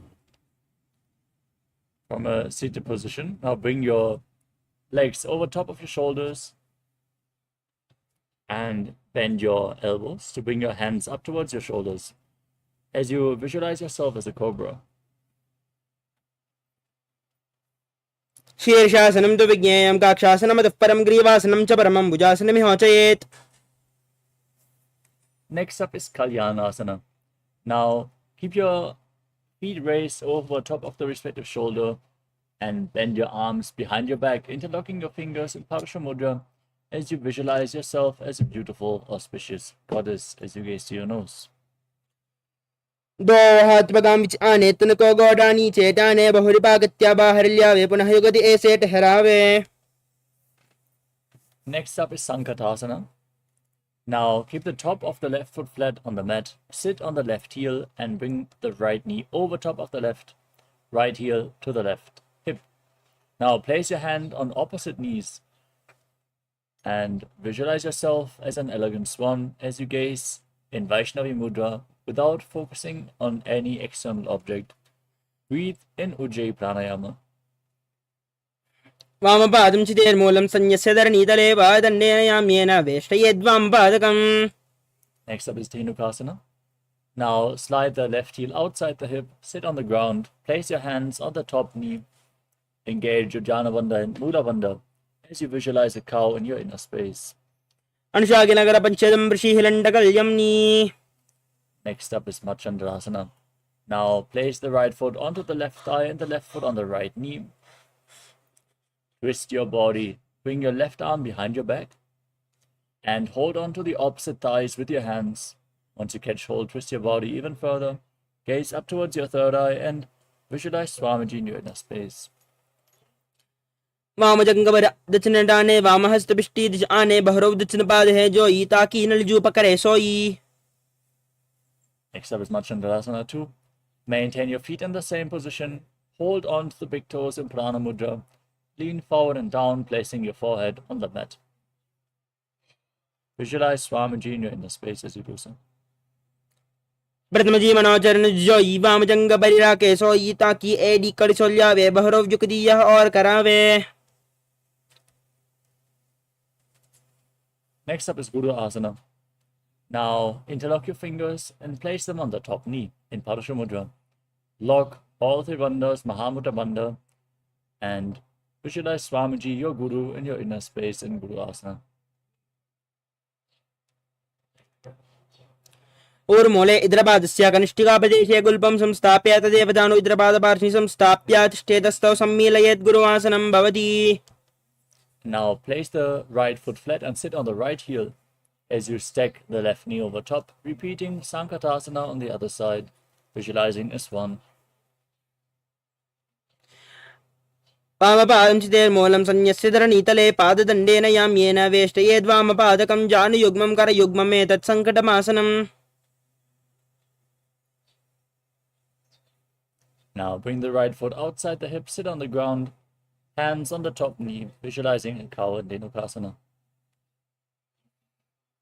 अनुर्षागिनगरपञ्चदं वृषिहिलं डगल्यम्नि.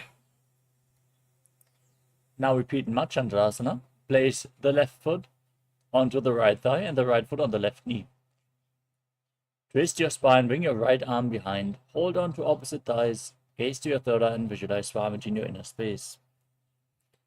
वामजंगभरितचिडाने वामहस्तपिष्टी दिशाने बहरोदचनपादे जो ताकि नलजू पकड़े सोई. Next up is Machandrasana 2. Untwist, hold onto the big toes and lean forward and down. Place your forehead on the ground. Visualize Swamiji in your inner space. प्रथम जीवनोचरण जो वामजंगभरे रागे सोई ताकि एड़ी करिसोलावे बहरो जुगदीय और करावे. Now interlace your fingers, place them on the top knee, engage all three bandhas as you repeat Guru Asana. ऊर्मूले इद्रपादस्य कनिष्ठिकाप्रदेशे गुल्पं संस्थाप्य तदेव दानु इद्रपादपार्श्वे संस्थाप्य तिष्ठेतस्थौ सम्मीलयेत् गुरुवासनं भवति. Next up is Parshasana. Now place your feet flat with the knees raised against your chest, pulling them close with opposite hands. Gaze up towards your third eye and visualize Swamiji in your inner space.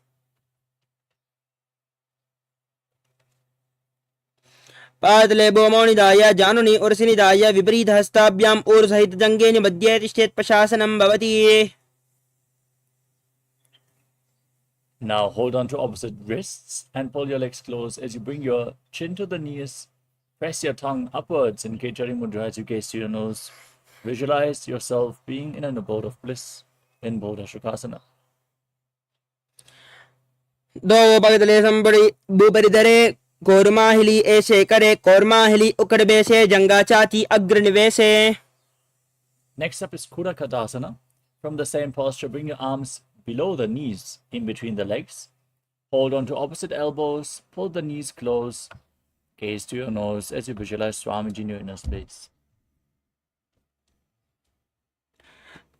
दो हाथ बाहर लियावे गोड़ा नीचे लेते हरावे आम्हासामा ऐसे करे आपस में कोहनी पकड़े. Next up is Sumati Asana. Maintain the hold beneath the knees, cross the right ankle over top of the left, with the toes pointing upwards as you gaze to your nose and visualize the great sage and Maharishi Sumati in Sumati Asana. मूलद्वार धरती परिडाने दावा पग बरदच आने दाई पाकती कोले आवे हाथ एक Amtar तहरावे. Next up is Dandasana.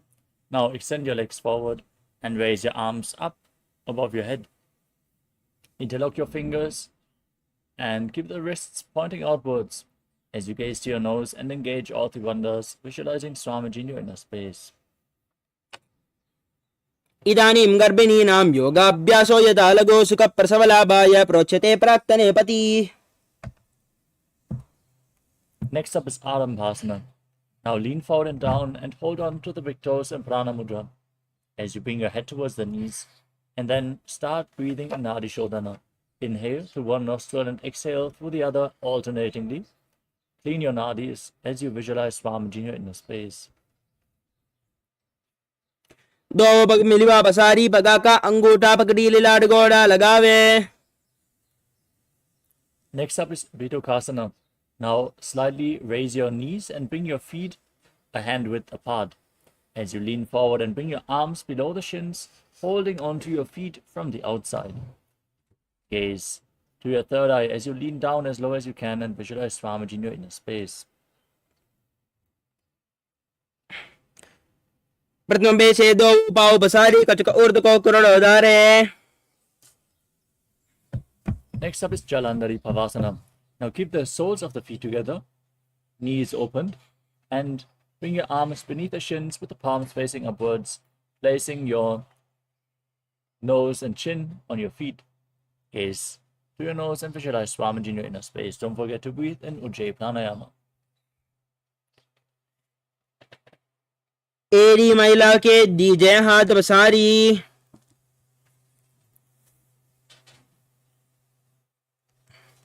Next up is Urdhva Paschimottanasana. Now bring the left leg behind your neck and lean forward and down. If you can't bring the leg behind your neck, you can cross it over your thighs or pull it towards your chest. Then lean forward and down and hold onto the front foot as in Paschimottanasana. As you visualize Swamiji in your inner space, breathe in Pratyahara Pranayama. Visualize the 9 points of your body as revealed by Mahadeva, which are the soles of the feet, the regenerative organs,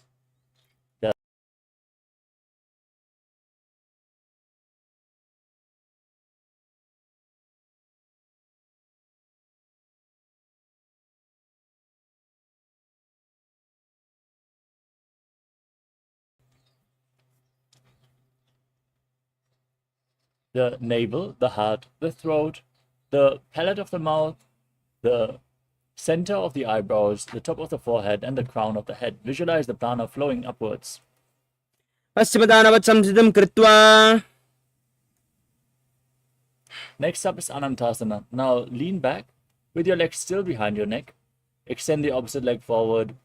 Gaze to your nose. Visualize yourself as being infinite, endless, eternal. Still perform the Pratyahara Kumbhaka.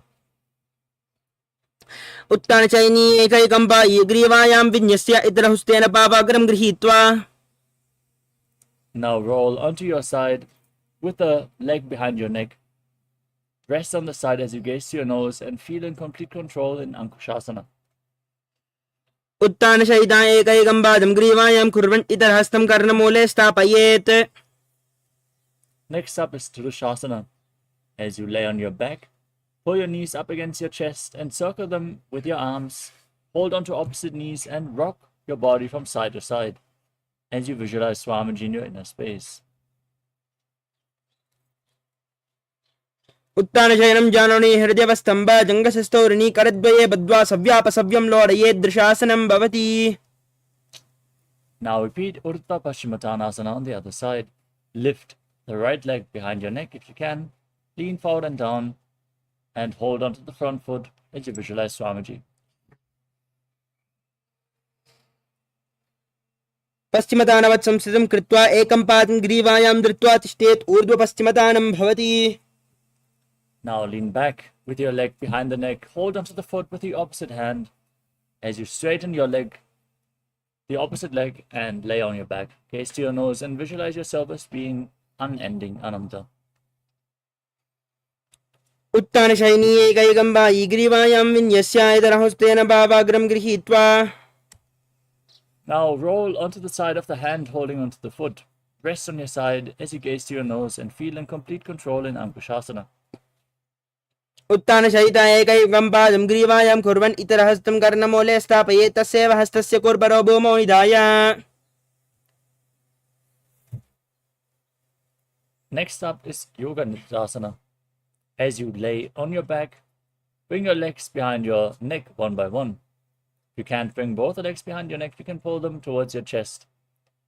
Gaze to your nose and visualize Swamiji in your inner space as you visualize the prana flowing upwards within your body. पादाभ्यां वेष्टयेत् कण्ठं हस्ताभ्यां पृष्ठबन्धनं तन्मध्ये शयनं कुर्यात् योगनिद्रा सुखप्रदा. Next up is Atmaramasana. With your legs over top of the shoulders, bend your arms up and interlock the fingers behind your neck as you gaze to your nose and visualize Lord Vishnu blessing you from within. Atmaram आसन प्रतिम सुदो सोवे. The next asana is Kochikasana. As you lay on your back, now pull your knees up towards your chest. Extend your arms to the side at shoulder level as you keep the soles facing upwards. Gaze to your third eye and visualize Swamiji in your inner space. दो हाथ सीधा सा करे, तनस उबेस पा करे. From Kochikasana, we enter into Jatara Parivritti. Keep your arms extended to the side, the knees pulled against your chest, and then drop one knee down to the side, extend the opposite leg down. This is the first step. Then bring both knees bent to the side. This is the second step. Then extend both legs to the side, hold onto the feet and gaze in the opposite direction. Third step. Visualize Swamiji perform the Mula Bandha, and now return to the center as we repeat all the 3 steps on the other side as well. Bend one knee, keep the other knee extended. Bend both knees to the side. Extend both legs to the side. Hold the feet and gaze away from the feet. परिवृत्ति कोक्षिबाहि त्रिदाहि परिकीर्तकं बद्धकोणं सप्तकोणं ऊर्ध्वकोणं दापि च. Next up is Dviparapitam.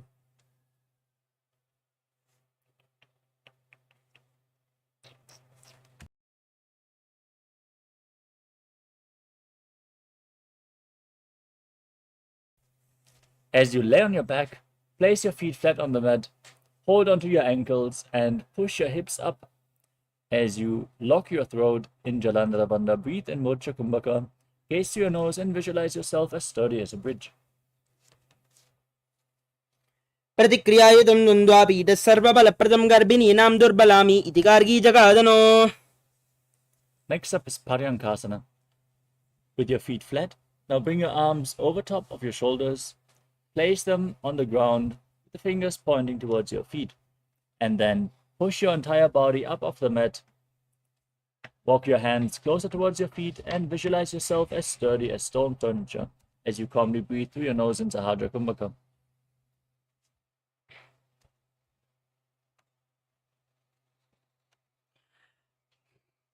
उत्तानशयनं हस्ततलाभ्यां भूमिम् अवष्टभ्यपादतलाभ्यां भूमिं दत्त्वा नाभिप्रदेशम् ऊर्ध्वं कुर्यात् पर्यङ्कासनं भवति.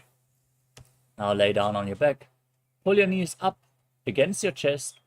Hold on to the respective shoulders with your hands and rotate your hips in a circular motion as you visualize yourself as a dog playfully rolling around on its back in Shvottanasana. श्रोत्तानवच्छं स्थितिं कृत्वा जानुद्वयं सम्मील्य नाभौ आनीय हस्ताभ्यां कन्दरां बद्ध्वा भामये श्वत्तानं भवति. The next asana is Viparita Karani. Now, as you lay on your back, keep your arms flat and raise your legs up straight. Keep your palms on the mat for support as you move your legs in a circular motion, visualizing Swamiji in your inner space. अदविपरीतकर्णी मुद्रा भूतले सुश्रौ दत्त्वा. Now stop the movement of your legs. Be stable in Viparita Karani too as you visualize Swamiji. करणी विपरीताख्या सर्वादिव्याधिनाशिनी नित्यम् अभ्यासयुक्तस्य जाठराग्निविवर्धनी. Next up is Langalasana. You can lower your legs down. Then kick your hips up and bring your feet over top of your head, toes touching the ground above you. Now interlock your fingers behind your back. Place your hands on the mat in Parusha Mudra as you visualize yourself as a plow in Langalasana. ग्रीवाकण्ठेन भूमिं विस्तम्भा पादाग्रद्वयम् ऊर्ध्वमुन्नयेत् नरकासनं भवति. नरकासने स्थित्वा नासिकाप्रदेशेन भूमौ पृष्ठे संस्थाप्य हस्तद्वयं सम्मील्य लम्बीकृत्य ग्रीवाकण्ठेन भूमिं स्पृष्टे लाङ्गलासनं भवति.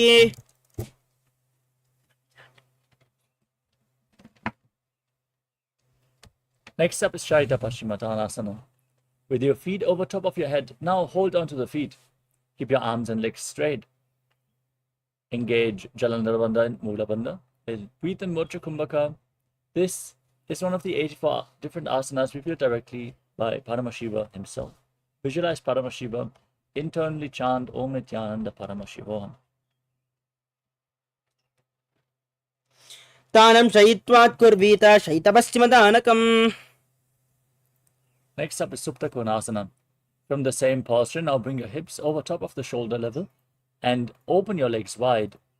Place the toes on the ground and visualize Swamiji in your inner space in Supta Konasana. परिवृत्ते कोक्षिबाहि त्रिदाहि परिकीर्तकं बद्धकोणं सुप्तकोणं मूर्धकोणमतापि च. Next up is Chakrasana. Now bring your feet back together, hold onto the ankles of your feet, and then roll onto your back, visualizing yourself as a chakra, a wheel in Chakrasana. शवासनस्तद्वौ पादौ कुर्यान्मस्तकतः परौ व्युत्क्रमेण ततः शीघ्रम् एतच्च सर्वस्य साधनम्.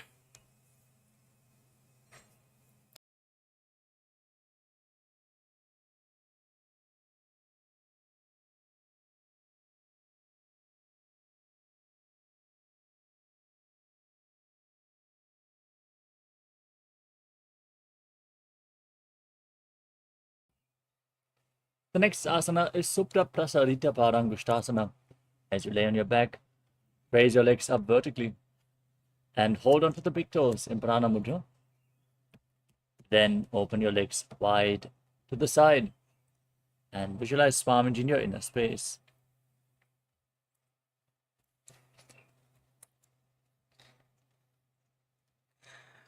उत्तानपादं क्रौञ्चं च मरीचं वीरभद्रकम्.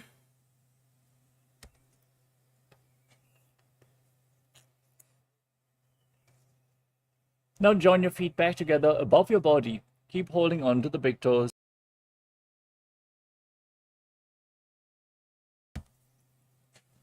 Keep your feet together, arms and legs straight. Visualize Swamiji in Supta Parangushtasana.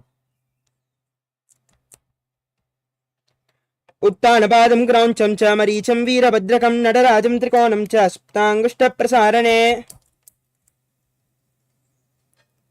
Now from Supta Parangushtasana, cross your legs into Padmasana and lay down on your back. Bring your arms above your head. Hold on to opposite elbows with your hands. As you gaze to your nose and visualize Matsya, the fish avatar of Lord Vishnu, in Matsyasana. मुक्तपद्मासनं कृत्वा उत्तानशयनाच्चरे कूर्पराभ्यां शिरो वेत्स्य मत्स्यासनं तु रोगः.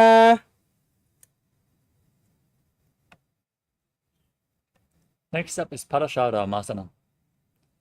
As you lay on your back with your legs in Padmasana, place the backside of the right palm on top of the left. Keep the palms facing up, gaze to your nose, and visualize Lord Rama in your inner space. प्रथमकरे पद्मासन आचे सुदोषो वेबु परिपाचे गोरा अर्जंगाये दो वुबुसो लगिता राशे सोई.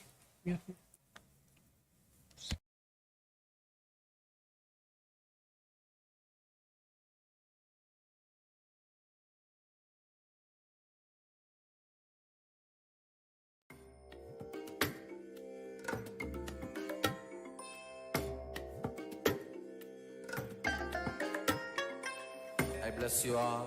Let you all open all your three eyes and manifest the powers of Mahasadashiva. Om Nityananda Paramashivoham. Om Nityananda Paramashivoham. Om Nityananda Paramashivoham. Om Nityananda Paramashivoham. Om Nityananda Paramashivoham.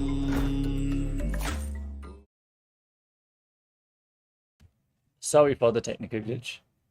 We are back now. I hope we are audible. Let us continue with the next asana of the sequence, which is Sarvangasana. Lay on your back with your legs in Padmasana. As you kick your legs and hips up, support your lower back with your hands. Keep your body sturdy. As you lock your throat in Jalandhara Bandha, gaze to your nose and visualize Swamiji in your inner space in Sarvangasana. अतवक्षेत्र संक्षेपात् सर्वांगासनमुत्तमं यत्कृत्वा योगनिपुनो विद्याभिः पण्डितो यदा. Next up is Vrishchikasana. Now bring one foot to the opposite thigh and pull the opposite knee against your chest. Extend your arms up above your head, hook your fingers forward as you gaze to your third eye and visualize yourself as a scorpion. Pratamashayana Sudo Shishake Shaki Samdi Sudake. Now place the other foot on the opposite thigh. Repeat Vrishchikasana on the other side. Pratamashayana Sudo Shishake Shaki Samdi Sudake. The next asana is Vrishapadakshipaasana. As you interlock your fingers behind your neck, extend your legs straight and lift them off the ground. Keep them off the mat as you alternate, bringing your knees in towards your chest, back and forth. Visualize Swamiji in your inner space and breathe calmly in Sahadra Kumbhaka as you do so. Uttanashayanam Kritva Anulambif Kandaram Badva Kurparvami Litvan Tambena Bomim Sprishtva. Next up is Maruttanasana. Now keep your arms flat next to your hip and alternate touching your ears with your respective knees as you visualize Swamiji in your inner space. Shwattana Samsiti Kritva Janadvayam Paryayena Karnyoho Samsprishet Marottanam Bhavati. Next up is Vrikasana. As you lay on your back, now place your feet flat, then stand up and lay back down again and again as you visualize yourself as a wolf.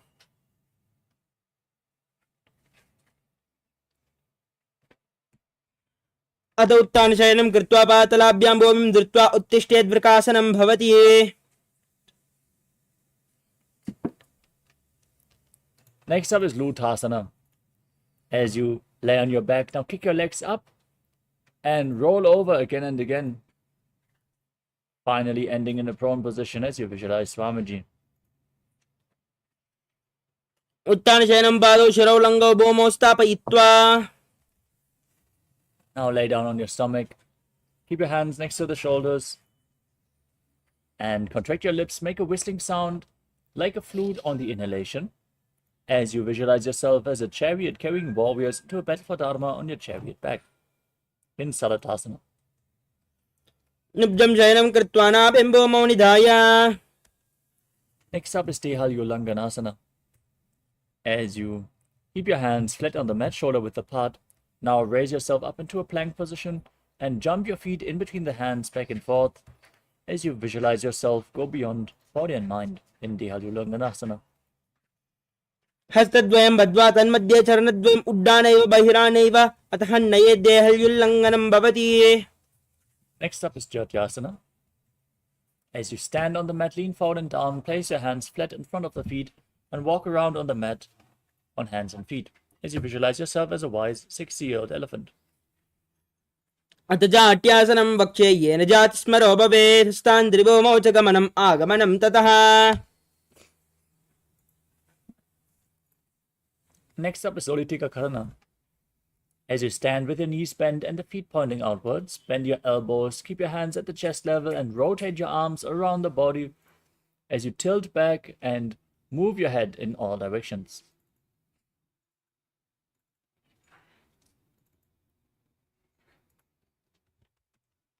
The next asana is Sadapasana. Now, tie your feet with a rope if you have one available, then stand erect on the mat like a rod. Keep your arms close to your body, hands on the thighs, and visualize your Kundalini Devi raising and curling upwards around your body. अथ सर्पासनं वक्ष्ये वायुपानाय केवलं शरीरं दण्डवत् तिष्ठेत् रज्जुबद्धस्तु पादयोः. Next up is Ushra Sadhanasana. As you stand on the mat, lean forward and down, and hold your feet from the front. Step your toes onto your fingers as you walk around on the mat and visualize yourself as a camel. मुष्टिकनिष्ठिका प्रदेशेन भूमौ निधाय उपरि पातले संस्थाप्य उष्ट्रवत् उष्ट्रसादनं भवति. Next up is Ashvasana. From the same posture, now hold the feet from the side. Walk around on the mat as you visualize yourself as a horse. मुष्टिकनिष्ठिकाप्रदेशेन भूमौ निधाय उपरिपातले संस्थाप्य अश्वशरीरं चलनीयम् आश्वासनं भवति.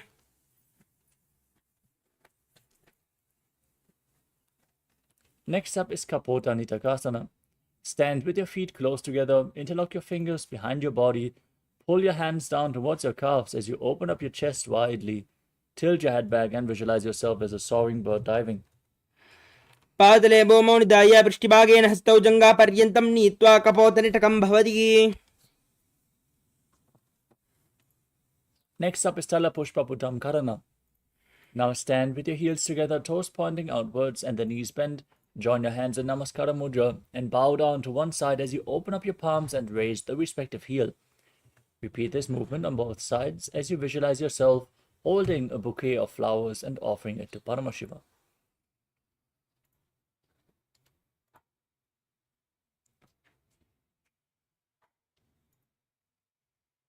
Next up is Khadgasana. As you stand on the mat, visualize yourself as a rhinoceros and gaze to the tip of your nose. Then lay down on your stomach, jump your feet toward the hands and stand back up. Join your hands in Namaskara Mudra, resembling the horn of the rhinoceros. नुजाधर्तमासनं कृत्वा पादलाभ्यो भूमिम् अवष्टभ्य उत्तिष्ठेत् खड्गासनं भवति. Next up is the Uttanam. Hold weights if you want to intensify this asana. As you sit down all the way, or as low as you can.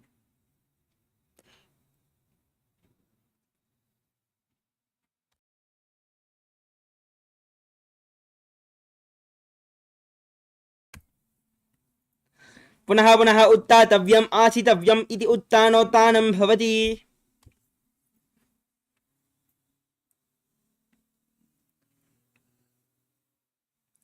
The next asana is Musalasana. As you stand on the mat, now raise your arms up above your head and jump repeatedly as you visualize yourself as a maze. सरलं स्थित्वा ऊर्ध्वं बाहु नयेत् वारं वारम् उड्डानं कृत्वा नयेत् मुसलानं भवति. Next up is Ucheshakasana. Now hold on to one foot and pull it against your chest. As you then sit down and stand back up with the other leg, repeat the movement on both sides again and again, visualizing Swamiji in your inner space and gazing to the tip of your nose. हस्तद्वयेन धृत्वा तिष्ठेत्.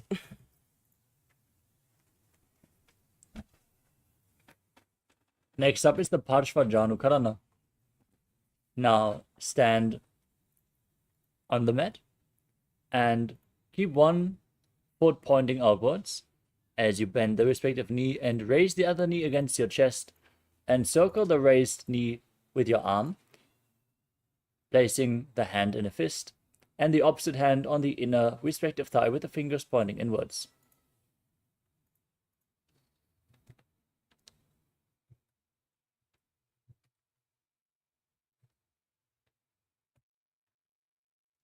Next up is Tandavasana.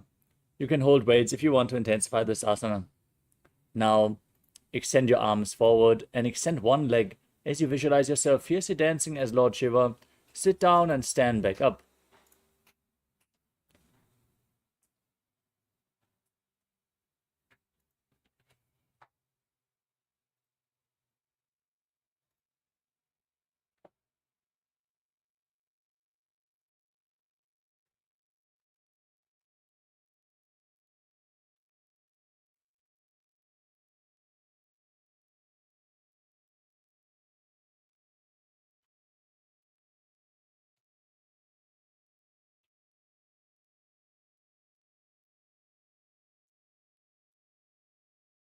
एकेन पादेन स्थातव्यं ताण्डवासनं भवति.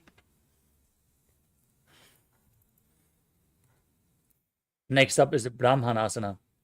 As you stand with the left foot to the inner right thigh, keep your hands relaxed by the side as you visualize yourself being blessed by Lord Brahma. ब्राह्मणासनमावक्षे यत् कृत्वा ब्राह्मणो भवेत्. Next up is Garudasana 3. Now, bring the left foot over and around the right knee. Tuck the left toes behind. Bring the left arm below the right and join your hands in Namaskara Mudra as you visualize yourself as Lord Garuda. उत्तानकूर्मपीठं च सैमस्गारुडमेव च वातायनं गोमुखं च भारद्वाजं त्रिविक्रमम्. Next up is Ekapadasana. Now stand one-legged. Place one foot onto the opposite thigh. Keep the hands relaxed by the knees. And visualize Swamiji in your inner space as you calmly breathe through your nose in Sahaja Kumbhaka. दक्षाग्रिं वामपादस्य जङ्घोपरिनिधाय च The next asana is Dhruvasana, the poster posture. Now hold on to the left big toe and extend the left leg out to the side. As you quickly rotate on the standing leg, visualize yourself as the North Poster. एकेन हस्तेन दण्डरूपस्य एकस्य पादस्याग्रं धृत्वा Next up is Trivikramasana. Now raise the left leg behind your neck and perform the 3 steps of Lord Vishnu. As you stand up, then sit down and stand back up. You can hold on to a solid object for balance. You can't bring the leg behind your neck. You can bring it towards your chest. ग्रीवायां पादं संस्थाप्य Now repeat Parshvajanukarana on the other side. Pull the other knee against your chest. Keep the hand in a fist, the other fingers pointing inwards.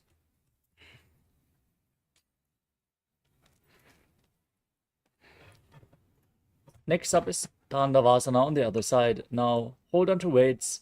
Visualize yourself fiercely dancing as Shiva as you sit down and stand back up on one leg. एकेन पादेन स्थातव्यं ताण्डवासनं भवति Next up is Brahmanasana on the other side. Now place the right foot to the inner left thigh. Keep the hands relaxed by the side as you visualize yourself being blessed by Lord Brahma. ब्राह्मणासनमावक्ष्ये यत् कृत्वात् ब्राह्मणो भवेत् Now repeat Garudasana 3. Intertwine your arms and legs. Keep your hands in Namaskara Mudra and visualize yourself as Lord Garuda. उत्तानकूर्मपीठं च संहस्गारुडमेव च वातायनं गोमुखं च भारद्वाजं त्रिविक्रमम् Now repeat Ekapadasana. Place the right foot on the left thigh. Keep your hands by the sides and visualize Swamiji. दक्षाग्रं वामपादस्य जङ्घोपरिनिधाय च Next up is Dhruvasana, the poster posture on the other side. Hold the big toe of the right foot and rotate quickly on the left leg. एकेन हस्तेन दण्डरूपस्य एकस्य पादस्याग्रं धृत्वा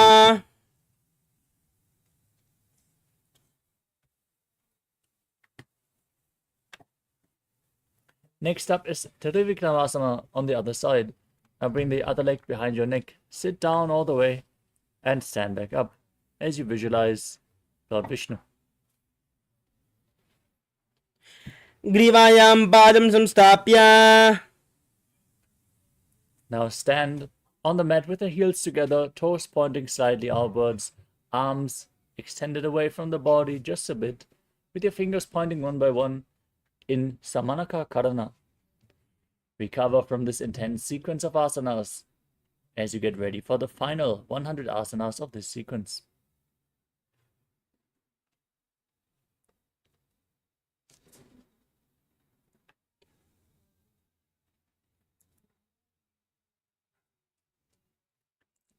Starting off with Gorak Anjali Asana. Now, squat down and bring your arms between the legs. Interlock the fingers in Parashu Mudra. And as you squat down all the way, bring your locked fingers towards the navel. As you visualize the great sage Goraknath, founder of the Natha Yoga Hindu Sampradaya, breathe in Jiva Chala Kumbhaka. Inhale all the way and hold your breath. And then freely move the retained breath up and down and through the limbs of your body by the force of your will.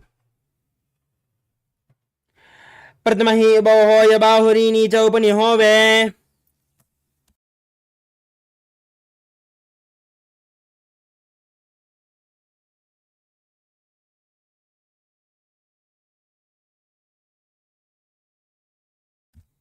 Next up is Kanchi Asana.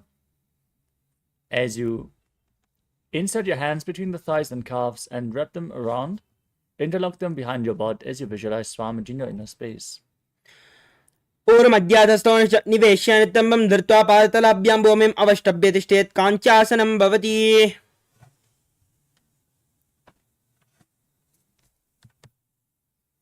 Next up is Asana. Now, squat down all the way and keep your heels close to the perineum as you interlock your fingers behind your back and gaze to your navel, visualizing Bhagavan Kala Bhairava, the Lord of Time. दो बगा की ताल की माहिली का और मिलावे पना पानी होकर मरु में से. Next up is Varahasana. As you squat down all the way with your feet flat, bring your hands behind your back, behind your neck with the fingers pointing downward in Anjali Mudra. Now keep your elbows close to your head, your upper back straight as you gaze to your nose and visualize yourself as Varaha, the boar avatar of Lord Vishnu. पगदली की माहिली का और मिलावे पना पानी होकर बेसे. Next up is Prapittasana. As you keep your heels touching and the toes apart, hold onto the big toes in Prana Mudra and raise up to the same level as your knees with your hips. Visualize Swamiji in your inner space in Prapittasana. अत उद्दान आसनानि पार्श्विद्वय सम्मिल्य स्थित्वा नितम्बं जानप्रदेश आनीये तिष्ठेत् प्रपीडासनं भवति. Next up is Bakasana. Now place your hands flat on the ground, shoulder width apart, and bring your knees onto your arms close to your armpits. Lean forward and down, find balance. Lift your feet off the mat as you visualize yourself as a crow. Dominic, go back.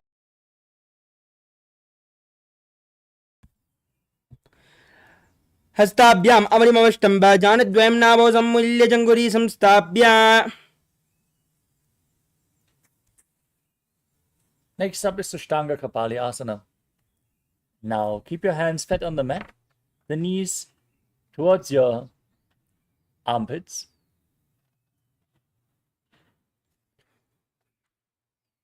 As you place your head on the mat and then raise your legs up. Cross your legs into Padmasana and gaze to the tip of your nose as you visualize Swamiji in your inner space. आसन की गुण मन कपाल आचो होई. Now, gently lower your legs down, come to a kneeling posture. Keep your heels outside the hips and sit on the ground as your toes touch behind. Place your hands on the thighs, gaze to your nose, and visualize you're sitting in the secret seat with Paramashiva and Guru in Guptasana. जानोरु अरन्तरे पादो कृत्वा पादो च गोपयेत् पादो परिच संस्थाप्य गूढं गुप्तासनं विदुः. Next up is Vrikshasana 2. Now place your hands on the ground, fingers wide, and lift your body up straight into a handstand. This asana should be practiced to purify the 7 chakras. You can lean against a wall or ask a partner to assist you in the performance of this asana as you visualize yourself as a tree with deep roots growing into the ground. सप्तचक्रक्षालनाय vrikshasana विशेषकान्. Maintain the handstand posture. Gaze up towards your third eye. Visualize Tejas energy flowing to your third eye in Shivo Asana. दो पगजोई माही गुल्प मिलाए उबौ हो ये दो हाथ संपू बखरे.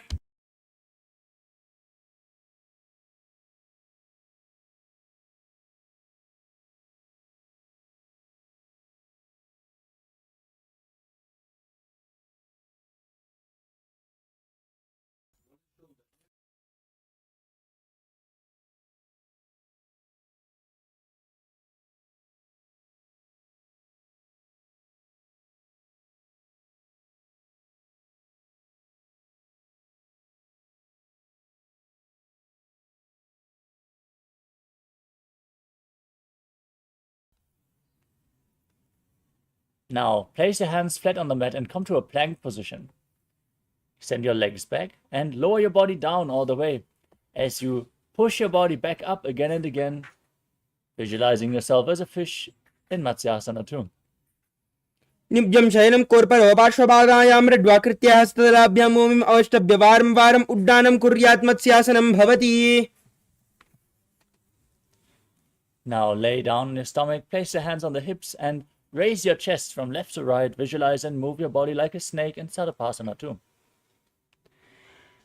निब्जं शयनं कृत्वा हस्तौ नितम्बं संस्थाप्य पादौ दिगीकृत्य सम्मील्य उरसगन्तव्यं सर्पासनं भवति.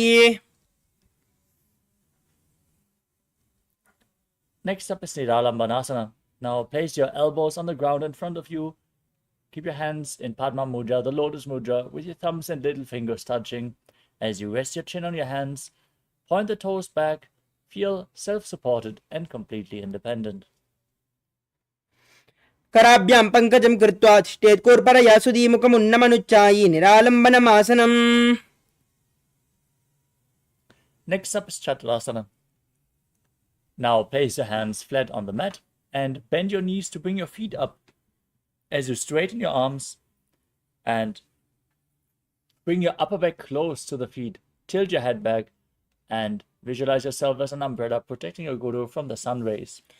अर्ध्यासनमस्थित्वा हस्ततलाभ्यां भूमिम् अवष्टभ्यमुन्नया चत्रासनं भवति. Next up is Vajrasana. Now keep your feet flat and sit on your heels. Lean forward and down, place your palms and your forehead on the ground with your arms extended. Gaze to your nose as you visualize yourself as the weapon of Indra, Vajra, symbolizing indestructibility. इदानीं गर्भिणीनां योगाभ्यासो यथा लघु सुखप्रसवलाभाय प्रोच्यते प्राक्तने पति.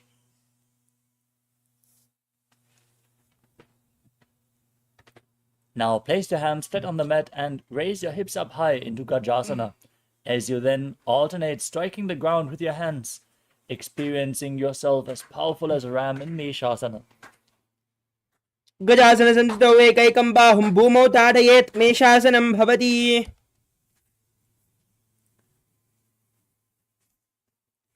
The next asana is Ajjasana from Gajasana position. Now raise your legs up and then slowly lower your face towards the ground as you feel unborn, existing for all eternity. गजासनसंस्थितौ पादद्वयं ममतराले कृत्य मस्तकेन भूमिं स्पृष्टा अजासनं भवति.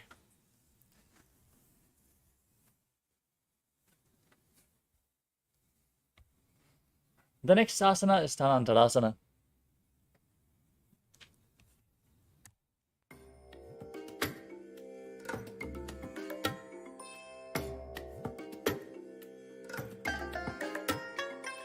I bless you all. Let you all open all your three eyes and manifest the powers of Mahasadashiva. Om Nityananda Paramashivoham. Om Nityananda Paramashivoham. Om Nityananda Paramashivoham.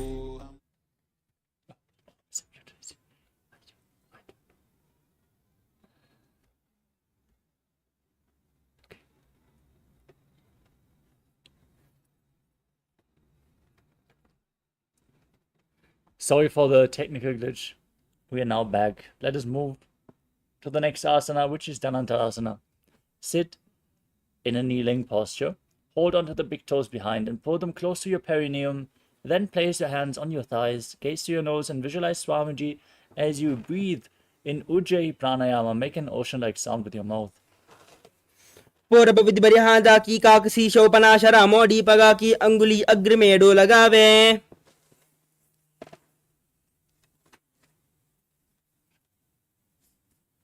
Now, we move on to the Angamotanam. Interlock your fingers in front and move your arms left, right, up, down in all directions. Give massage to various different joints and muscles of your body as you then repeat the movement behind your back as well in the Angamotanam.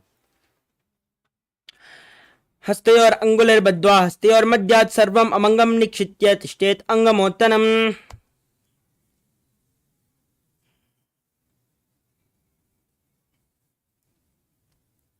Next up is Garudasana form. As you sit in Vajrasana on your heels, turn your feet outward so the toes are pointing to the side. Now visualize yourself as Lord Garuda, flying Lord Vishnu and Lakshmi on his back as you keep your hands on the knees. जङ्गोरभ्यां दरां पीड्यास्तिर्कयोद्विजानुनौ जानुपरिक्करद्वन्द्वागरुडासनमुच्यते. Next up is Ananda Mandirasana. Now sit with your legs folded back, the toes pointing backwards, with your knees opened wide. Hold your ankles with your hands as you place the front of your buttocks on the ground. Gaze up towards your third eye and visualize yourself residing in the blissful space of a temple. अथ पक्षे वीरनाथ आनन्दमन्दिरासनं यत्कृत्वा अमरो धीरो भवत्येवेह साधकः. Next up is Mandukasana 2. As you sit, with your knees opened wide, the feet overlapping on top of your ankles, place your hands underneath the knees and gaze to your nose as you visualize yourself as a frog. Press your frog tongue up against the palate of your mouth in Manduki Mudra and engage Uddiyana Bandha and Mula Bandha. पृष्ठं सम्पीड्य गुल्पाभ्यां जान्वङ्गे सबलयाकृतिः हस्तौ पादतले क्षिप्तौ मण्डुकं पाददोषहृत्.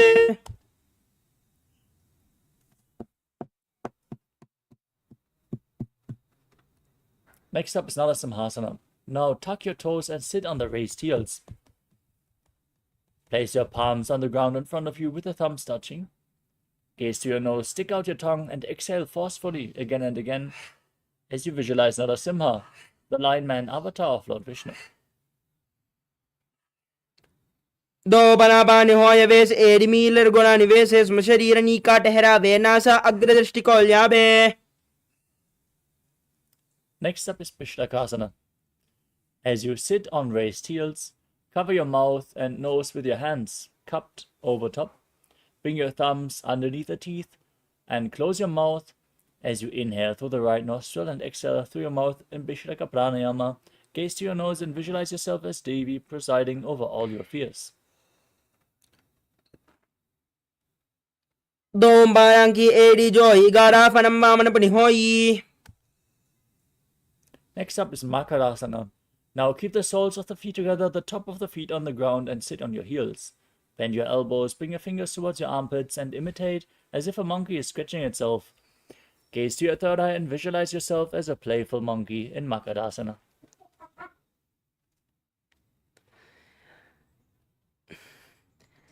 दो पगिदली संपुट आने तिनके पिष्टि भूमि परिटाने मूलद्वार एड्यां परल्यावे मूढ़ा हाथ ऊंचा ठहरावे.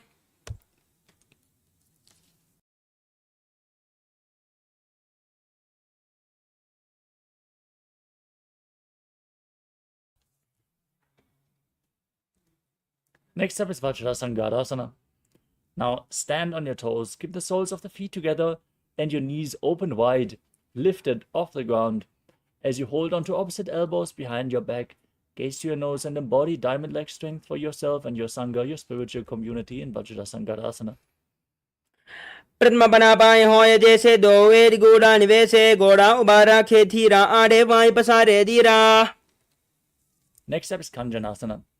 Now keep your toes down, ankles crossed behind, and sit on your heels. Place your palms on the mat to the side of your body. Now gaze to the nose as you visualize perfect health beyond any and all physical or mental ailments. Engage Uddiyana Bandha, the stomach lock, and Mula Bandha, the root lock. कञ्जनासनम् आवक्ष्ये यत् कृत्वा सुस्थिरो भवेत् पृष्ठे पादद्वयं बद्ध्वा हस्तो भौमौ प्रधारयेत्. Next up is Kurmasana. Now place your hands on the knees, maintain the same position, lock your upper back and neck, make it stiff like the shell of a turtle as you gaze to your nose and visualize a turtle with a stable body and mind to live for centuries in Kurmasana. गुलबोधवृषणस्यादौ उत्क्रमेण समाहितौ ऊर्जुकाय शिरो ग्रीवं कूर्मासनमिति ऋतम्. Maintain the same posture, relax your neck and back. Gaze to your nose and visualize Swamiji in Yogasana. गूढं नियम्य गल्पाभ्यां व्युत्क्रमेण समाहितः योगासनं भवेदेति इति योगविदो विदुः. Next up is Vijrugasana. Now stand on your knees. Cross your legs behind with the feet near opposite knees. Hold on to your calves with the fingers inside and the thumbs outside as you gaze to your third eye and visualize a space of eternal oneness, Advaita, with your Guru. गोड़ा वामनो उभो होई गोड़ा आधारा खेदोई तत्पाद की पानी रहावे पनो वाम गोड़ा दिगल्यावे.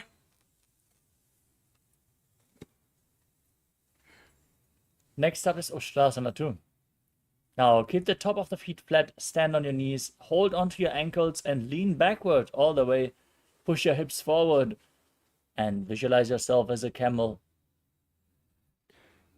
मेरुदण्डग्रन्थिदाडय शम्पिपादैषुः पुमान् कपोतोष्ट्रासनाभ्यासं कुर्यान्वितहितासनः. Next up is Jatyasana 2. With your heels together, hands on the soles of the feet, slowly lean back. Bring your elbows down to the mat, followed by the back of your head. Gaze to your nose and experience yourself as a lotus blooming in Jatyasana 2. द्वौ एरी सम्बुड्करे सोले मूलद्वारिधरिधरे. Next up is Viratasana. As you sit on your knees with your thighs and calves together, lean back and touch your back to the ground, then rise back up again and again. Visualize the healing and liberation of all causal subtle forms of your body as you gaze to your nose in Viratasana. जङ्गाप्ति भूमो निधाय जङ्गोदरयोः ऊर्णि संस्थाप्य पृष्ठिवं संवारं वारं स्पृशेत् विराटासनं भवति.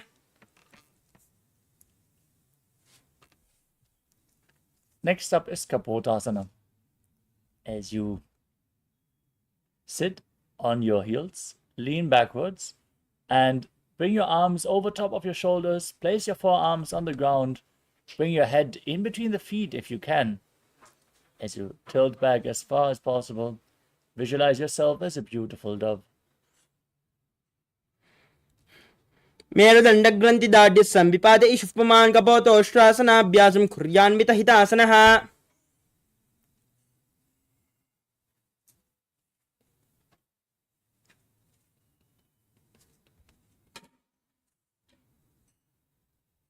Next up is Vadasana. Now stand on your knees with the toes tucked behind. Hold on to opposite arms and gaze to your nose. As you enter the boon-fulfilling posture, receive your boon from Paramashiva in Vadasana as you internally chant Om Nityananda Paramashivoham.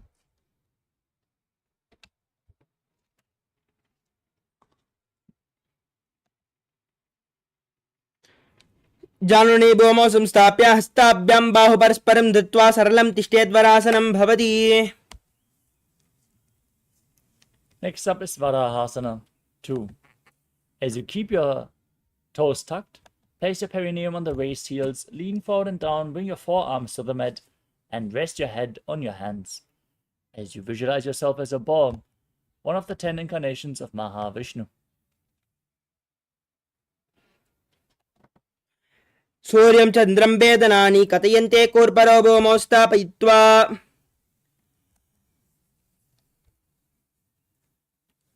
Next up is Mundasana. From the kneeling posture, place your forearms on the ground, shoulder width apart. Interlock your fingers, place your head on the mat, supported with your hands, and then kick your legs up into a headstand. You can lean against a wall, ask a partner to aid you. From this asana, gaze to your nose, lock the Mula Bandha, breathe calmly through your nose in Sahadra Kumbhaka, and visualize yourself as a lob tree in Mundasana. अधो मुण्डासनं वक्ष्ये सर्वेषां प्राणिनां सुखम् ऊर्ध्वमार्गे पदे दत्त्वा धारयन्मारुतं सिद्धिः.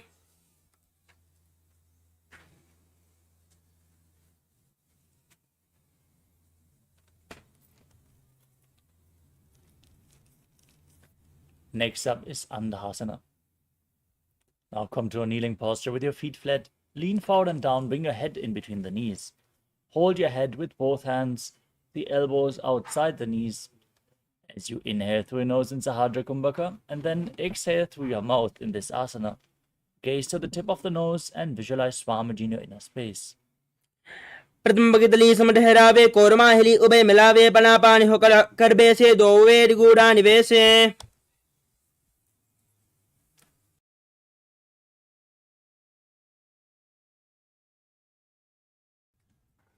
Next up is Viparita Sharabhasana.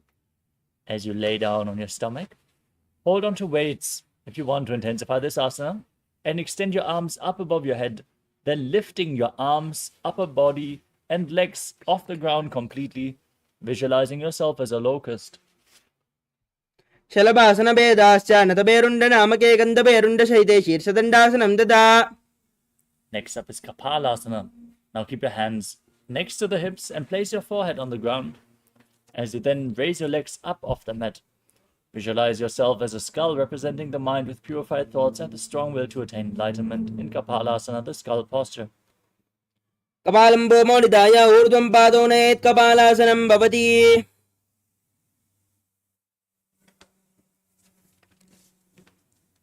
The next asana is Akasha Kapotasana. Now, keep your arms next to the hips and raise your legs up above your body. Bring your feet in front of your face on the ground if you can, as you visualize yourself as a free and open dove.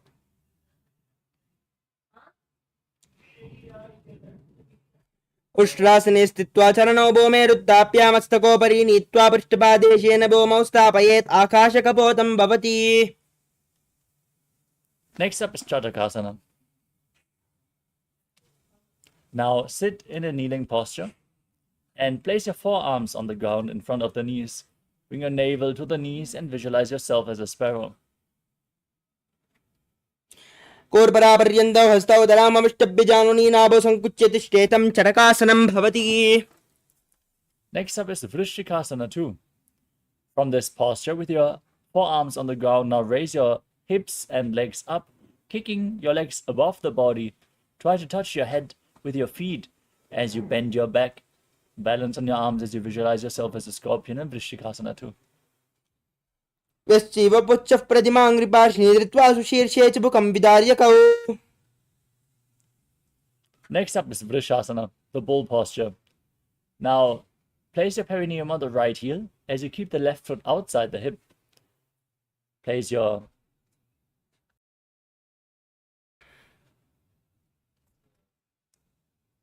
palms on the ground in front of the knees as you visualize yourself as a bull. Forcefully inhale through your nose in Antaranga Kukumbhaka and then hold the breath for a short while before you slowly exhale again through the nose. याम्यगुल्पे पादमूले वामभागे पतेतरम्. Next up is Lolasana. As you keep your hands flat on the ground, fingers spread for support, lift your entire body off the mat, cross the toes of the left foot over the right as you visualize Swamiji in your inner space. लोलासनं सदा कुर्यात् वायुलोलापघातनात्. Now place your perineum onto the left heel. Keep the right foot outside the hip. Keep your hands in front. Visualize yourself as a bull. In Vrishasana on the other side. याम्यगुल्पे पादमूले वामभागे पतेतरम्. Next up is Balagunasana. Now tuck the left toes and sit on the raised left heel as you place the right foot flat. Keep your hands on the respective knees and visualize Balagunahai. आसन गौगण जल विकार जाई. Next up is Grahasana. As you stand up, bring your arms in between the legs and thighs and hold onto your ankles from the outside as you squat down all the way. Visualize yourself as the entire planet as you do so.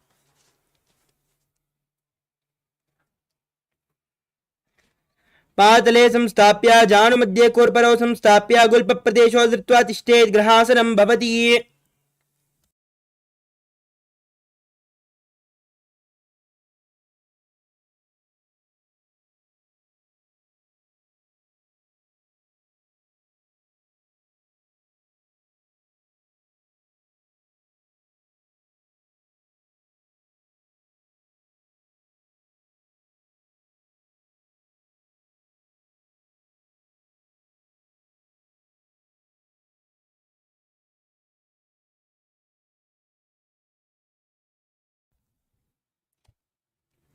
Now repeat Balagunasana on the other side. As you sit down on the raised right heel with the left foot flat, knee raised, hands on the knees, visualizing Balagunahai, one of the 84 siddhas in your inner space. आसन गौगण जल विकार जाई. Next up is Utkatasana. Now you can hold on to weights if you want to intensify this asana.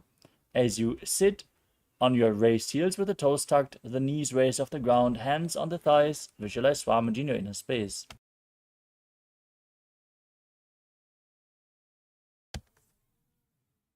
युजोस्फिजोस्ति यत ऊर्ध्वजानु यत्रासने. Next up is Vajrasangarasana 2. Now, bring the soles of the feet together and keep your knees open wide off the ground as you hold on to opposite elbows behind your back. Visualize Swamiji in your inner space in Vajrasangarasana 2. प्रथमपनापानिहोय जैसे दोवेरि गूढ़ा निवेशे गोड़ा उबाराख्ये थिया आड़े Y पसारे दीरा. Next up is Anilasana. Now place your palms on the ground and step your heels onto your hands. Squat down all the way and keep your arms straight as you gaze to your nose and visualize you are able to consume and live off of air alone. दो हाथ भूमि पर डाने कहुनी जारी नाभि लग आने. The next asana is Padukasana. Now, lean forward and down, place the back side of your hands on the mat and step your feet onto your hands, wrapping your hands around the feet like shoes. As you walk around on the mat, visualize you're wearing padukas walking across India. हस्ततलयोः पादतले कृत्वा तिष्ठेत् गच्छेत् पादुकासनं भवति. Next up is Kukutodhanasana. As you keep your palms on the ground, kick your legs up and let them fall back down again and again, visualizing yourself as a rooster. Don't forget to breathe in Antarangaka Kumbhaka. हस्ततले भूमौ कृत्वा पादतले च ऊर्ध्वं मुण्डानं कृत्वा भूमौ पतेत् इत्थं पुनः पुनः कुर्यात् कुक्कुटोड्डानं भवति. Next up is the Viparita Nrityasana. Keep your hands flat on the mat and kick your legs up and move around on two hands, dancing as you feel yourself become free from all inhibitions.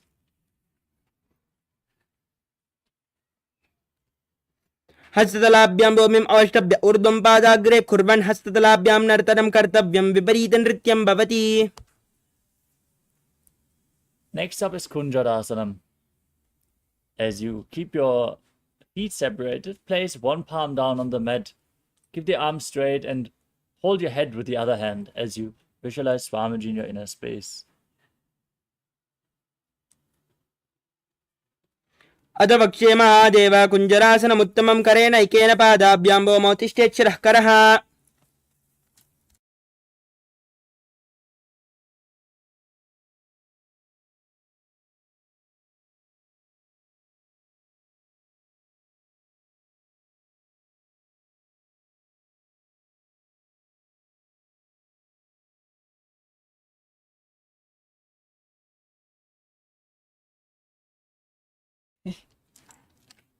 Now, exchange the position of your hands. Repeat Kunjarasana on the other side. अथ वक्ष्ये महादेव कुञ्जरासनमुत्तमं करेण ऐकेन पादाभ्यां भूमौ तिष्ठेत् शिरः करः. Next up is Kadambasana. Squat down all the way. Hold onto your ankles with your hands. And then lift your feet off the ground as you visualize yourself as a Kadamba tree, a pious tree that promotes a long life.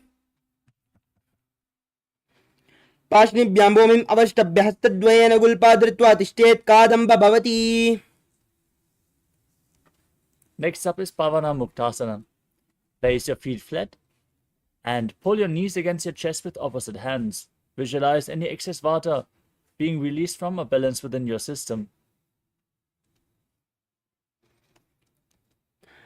द्वयोस्तु पादयोः पानं लात्वा स्वस्वनितम्बके जानुनि वक्षसि सा दुर्बभ्रती करबन्धने. Next up is Chakrasana. Now bring the left leg behind your neck. Extend the right leg to the front. Place your hands on the mat and lift your entire body off the ground as you gaze up to your third eye and visualize yourself as a powerful source of energy in Chakrasana. पूर्वतानं चतुष्पादं पीतं वज्रासनं तथा चकोरक्रौञ्च शलभभुजङ्गम् अपि विस्तृकम्. Now keep the right leg extended. Hold on to both the big toes with the respective hands in Prana Mudra. As you pull the left foot towards your ear, visualizing yourself as a bow in Dhanurasana 2. पादाङ्गुष्टौ च पाणिभ्यां गृहीत्वा शरणावती धनुराकर्षकाकृष्टं धनुरासनमिति ईरितम्. Next up is Ashtavakrasana. Now bring the left leg over top of the left shoulder and hook the right foot over top of the left foot. Now lean forward and down, extend the feet out to the side and balance on your arms as you visualize yourself as a flying crane. वासिष्ठमतकौण्डिन्यम् ऊर्ध्वकुक्कुटमेव च. Next up is Pranasana. Now place the right foot onto the left thigh. Keep the left foot flat with the left knee raised. Bring your left shoulder underneath the raised knee.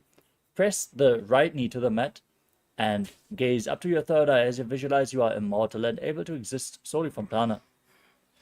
एतत् प्रभेदं वक्ष्यामि करोति यस्य च अमरः एकपादमुरो बद्ध्वा स्कन्देऽन्यपादरक्षणम्. Next up is Parshvamatsindasana. Now bring the right foot to the left hip and step the left leg over top of the right knee. Twist your right elbow outside the raised knee, bring your arm below the knee, and then hold on to the fingers behind your back. As you twist your spine, gaze up to your third eye and visualize the great sage and yogi Matsyendra, the master of Hatha Yoga.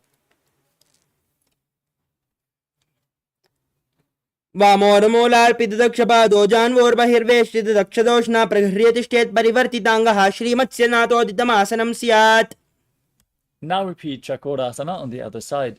Now bring the other leg behind your neck. As you straighten the opposite foot forward, place your hands on the mat and then lift your body upwards. Gaze up towards your third eye. Visualize yourself as a powerful source of energy.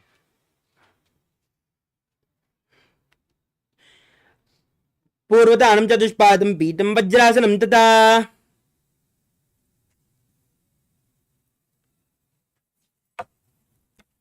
Now keep the leg extended, hold onto the big toes in Prana Mudra. Visualize yourself as a bow in Dhanurasana too.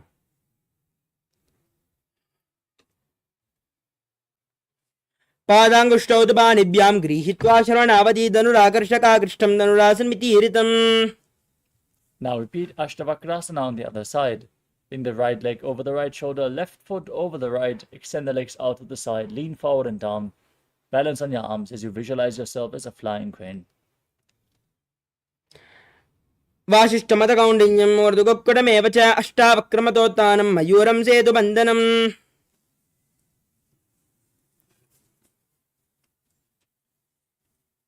Next up is Pranasana on the other side. Now place the left foot on the right thigh. Bring your right shoulder beneath the right knee. Visualize you are immortal, able to exist solely from prana. एतत् प्रभेदं वक्ष्यामि करोति यस्य च अमरः एकपादमुरो बद्ध्वा स्कन्देऽन्यपादरक्षणम्.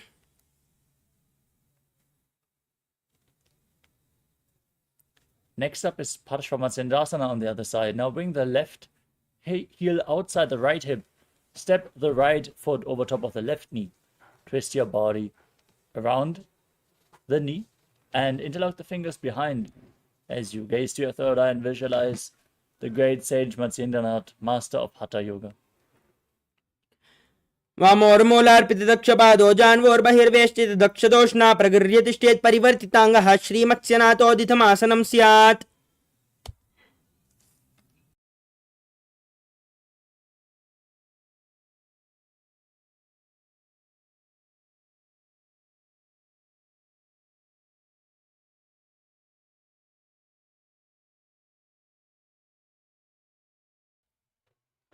Next up is Ardha Paschimottanasana. Now press your perineum with the left heel as you keep the right leg extended forward. Lean forward and down and hold onto the front foot with both hands, as in Paschimottanasana. As you perform the Jivachala Kumbhaka, inhale all the way, hold your breath and move it up and down within your body by the force of your will, visualizing Swamiji in Ardha Paschimottanasana. एकं पादं प्रसार्य एकं पादस्य पार्श्विनाश्विनी. Next up is Graunchasana. Now bring the left foot outside the hip, hold on to the right foot and raise it up in front of your face as you visualize yourself as a crane. वासिष्ठमतकौण्डिन्यम् ऊर्ध्वकुक्कुटमेव च अष्टावक्रमतोत्थानं मयूरं सेतुबन्धनम्. Now extend the other leg forward. Press your perineum with the opposite heel. Repeat Ardha Paschimottanasana on the other side. एकं पादं प्रसार्य एकं पादस्य पार्श्विनाश्विनी.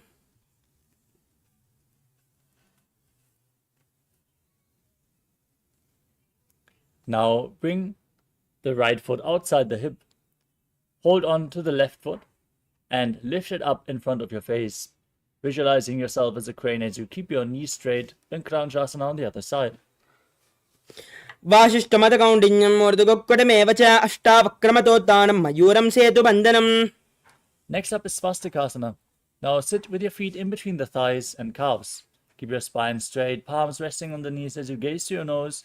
Embody peace, well-being, good fortune and prosperity as you visualize a swastika in your inner space. जानुर्वोरन्तरे पादौ उत्थानौ व्यक्तसंस्थौ. Maintain the same posture, but cover your heels with your hands, fingers spread wide, gaze to your nose. Visualize the great sage Godagna, founder of the Nata Yoga Hindu Sampradaya. Tuck your chin to the chest in Jalandhara Bandha and engage the perineal floor in Mula Bandha in Godakshasana. जानुर्वोरन्तरे पादौ उत्थानौ व्यक्तसंस्थौ कुल्पौ च आच्छाद्यहस्ताभ्याम् उत्थानाभ्यां प्रयत्नतः. Next up is Pagasana 2. Now, bring the left heel against your perineum and place the right foot onto the left thigh. Gaze up towards your third eye, visualize Swamiji and meditate on Arihanta, the Enlightened One. As you get ready to enter Shanmukhi Mudra, inhale all the way, then close your mouth with little and ring fingers, your nostril with the middle fingers, your eyes with the index fingers, and your ears with your thumbs. वामपार्श्वगुडं संस्थाप्य दक्षाग्रं वामजगणे. Next up is Yogasana 2. Place your feet onto opposite knees and then keep your hands at the side of your body down on the ground with your palms facing upwards. Gaze to your nose, visualize Swamiji and breathe in Kakachancha Kumbhaka. Roll up your tongue and inhale through the rolled up tongue. Exhale through your nose in Yogasana 2. उत्थानौ चरणौ कृत्वा संस्थाप्योपरि जानुनौ आसनोपरि संस्थाप्य चोत्थानं करयुग्मकम्. Next up is Urdhva Kukutasana. Rotate your hands at the side of your body. Place your palms on the ground as you keep your legs in Padmasana. Lift your entire body off the ground and visualize yourself as a rooster. वासिष्ठमतकौण्डिन्यम् ऊर्ध्वगुक्कुटमेव च अष्टावक्रमतोत्थानं मयूरं सेतुबन्धनम्.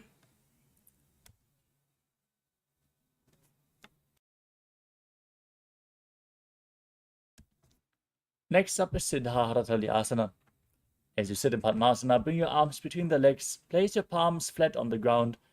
Stay seated on the mat. Don't lift your body up. Gaze to your nose and visualize Swamiji in your inner space.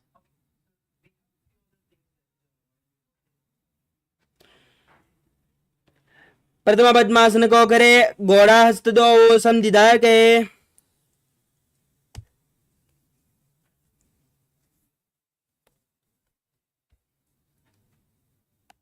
Next up is Hamsasana. With your hands flat on the mat now, push your entire body off the ground with your legs in Padmasana. Gaze to your nose and visualize yourself as an elegant swan. Breathe in Kakachancha Kumbhaka in Hamsasana.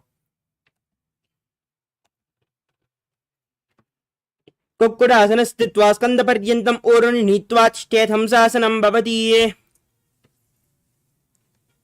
Next up is Karmukasana.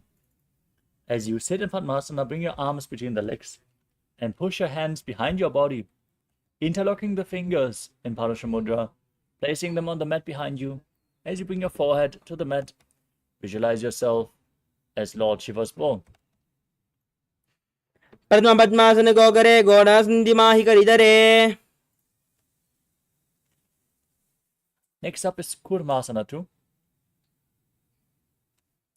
As you sit in Padmasana, bring your arms between the legs and bend the elbows, hold onto your shoulders, and visualize yourself as a turtle with a stable body and mind to live for hundreds of years.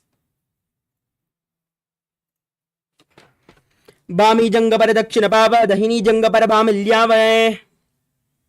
Now tuck your chin to the chest, gaze to your nose as you lock your chin to the chest in Jalandhara Bandha and rejoice knowing you're sitting in Shiva's secret north posture, Granthi Bedasana.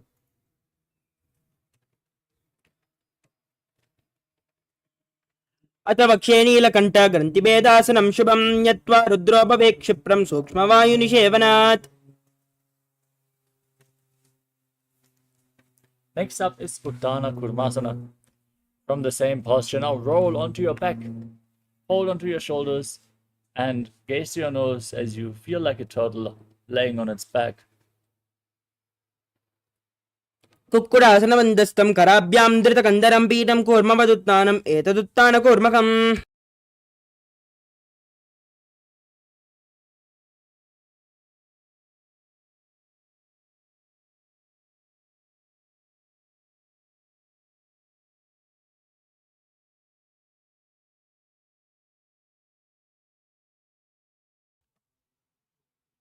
The next asana is Pangu Kukkutasana.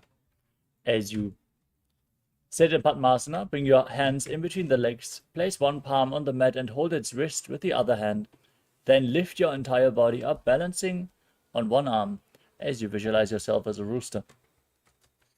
कुक्कुटासनवच्चित्वा एकेन हस्तेन अन्यस्यां मणिबन्धं धृत्वा. Now repeat Pangu Kukkutasana on the other side. Place the other hand on the mat. Lift your body up and visualize yourself as a rooster. कुक्कुटासनवच्चित्वा एकेन हस्तेन अन्यस्यां मणिबन्धं धृत्वा. Next up is Gridasana. Sit in Padmasana and place your elbows on your toes. Interlock your fingers in Parashur Mudra, rest your chin on your fingers and press your thumbs against your throat as you visualize you have gone beyond all greed and covetous.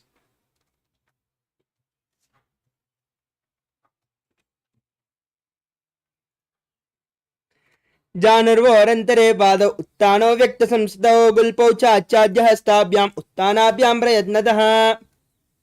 Next up is Padmasana 3. Sit in Padmasana and place the backside of one palm over the other. Rest your palms in your lap with the palms facing upwards. Gaze to your nose. Engage all three bandhas.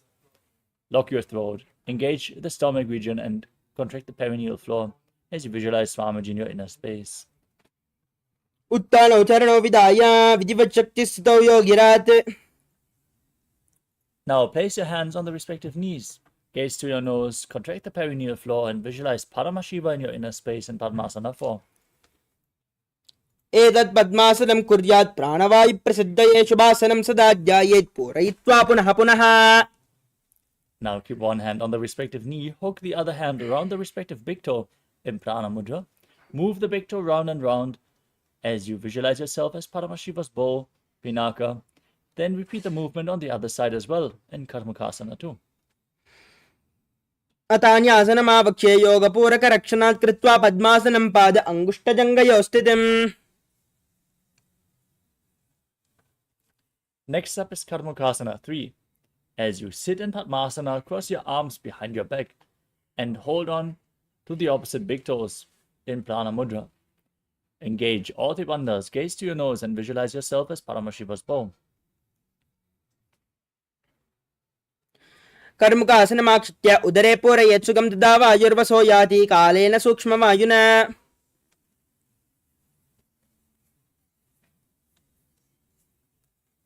Next up is Dridhasana. Maintain the same posture but raise your chest, gaze up, and visualize that you are the action of Paramashiva's third eye destroying anything you come across. औरभ्यामुपरिस्थाप्य पादयुग्मं प्रयत्नतः दक्षिणं सव्यदेशे च सव्यं दक्षिणदेशके. Now, with your legs in Padmasana, the arms crossed behind your back, lay on your back. Hold on to the big toes if you can, as you gaze to your nose and visualize yourself as a snake, breathing calmly through your nose in Nagarasana.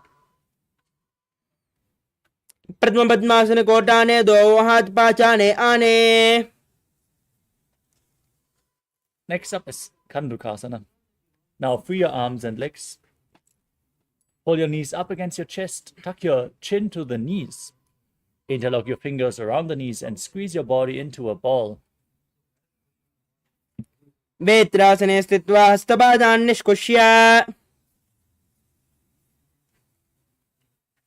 Now lay down on your back. Interlock your fingers behind your neck.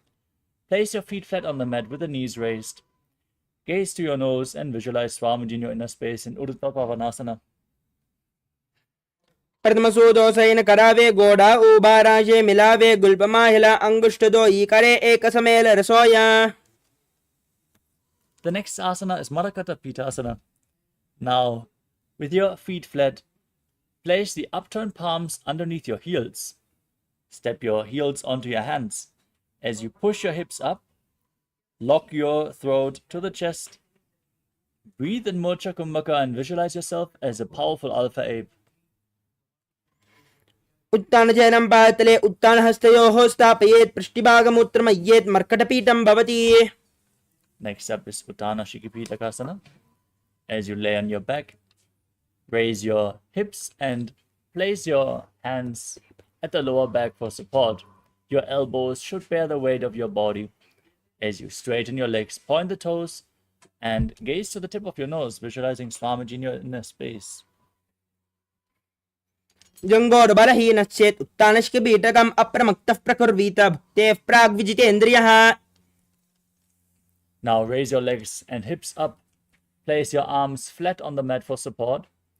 As you visualize yourself blissfully traversing through Narakaloka unscathed in Narakasana. ग्रीवागण्डेन भूमिं विस्तम्भ पादाग्रद्वयम् ऊर्ध्वमुन्नयेत् नरकासनं भवति. Now place your hands at the lower back. Straighten your legs and slowly lower and angle them as you keep your core engaged.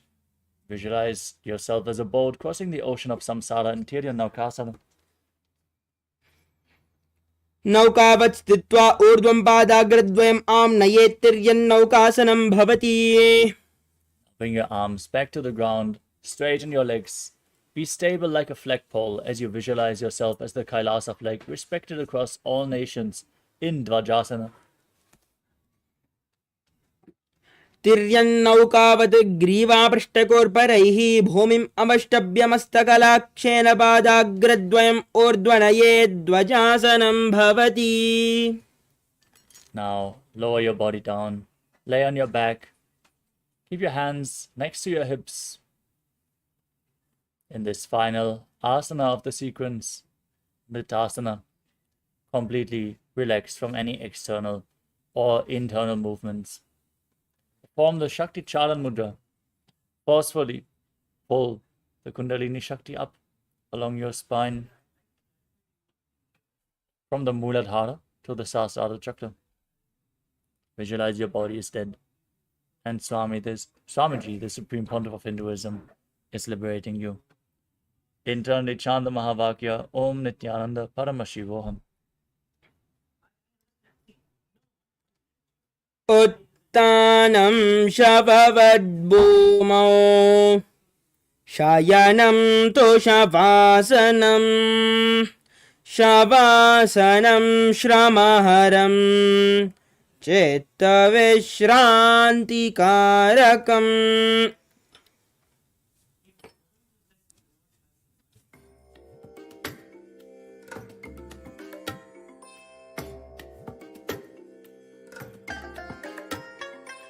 I bless you all. Let you all open all your three eyes and manifest the powers of Mahasadashiva. Om Nityananda Paramashivoham. Om Nityananda Paramashivoham. Om Nityananda Paramashivoham. Om Nityananda Paramashivoham.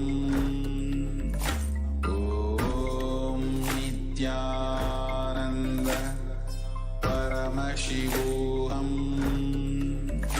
Om Nityananda Paramashivoham. Om Nityananda Paramashivoham. Om Nityananda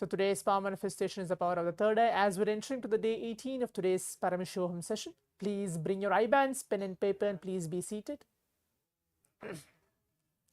Make sure you have an eye band. If you don't have an eye band, something to blindfold yourself. Any kind of an eye band which is completely opaque. Keep your eyes closed. I'll be reciting the Shastra Pramana, the scriptural reference, and mentioning the powerful cognition, why we need to manifest actually this power manifestation today. And then let's see what we're going to manifest in today's power manifestation. Kapala antarmano nyasya tishtanmilitalochanaha kramena manaso dhadyat lakshayed lakshamuttamam. The translation goes, by fixing the mind on inner space within the crown center and sitting stably without any movement, having your eyes closed in succession, by that stability of the mind and inner space, through the power of the third eye, one directly sees the ultimate goal, Lakshyam, by having vision beyond the sight that reveals any object or place, attaining the space of oneness with the source, Paramashiva himself. Yes. Now, in today's power manifestation, this Shastra Pramana is directly revealed by Bhagavan Paramashiva himself, Swamiji, and with the grace and blessings of Swamiji, let us all now enter to the power manifestation science. Today, I'm going to be projecting any kind of random images for all of you for this first round of the power manifestation. The only powerful cognition which you need to hold within yourself is you are Paramashiva. Everything which is happening you is just a reflection of Paramashiva. You are the consciousness which is there inside yourself and happening in and around you. Now just sit, close your eyes, please put on your eye bands. Visualize Swamiji in your inner space. Just take a few moments to just remember Swamiji, any form of Swamiji, whichever you like, whichever you prefer, that you feel that you're completely connected to. Keep yourself connected there.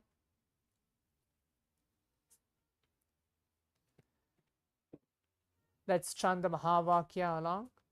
Om Nityananda Paramashivoham.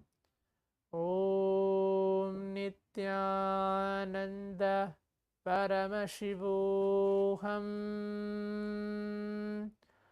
Om Nityananda Paramashivoham.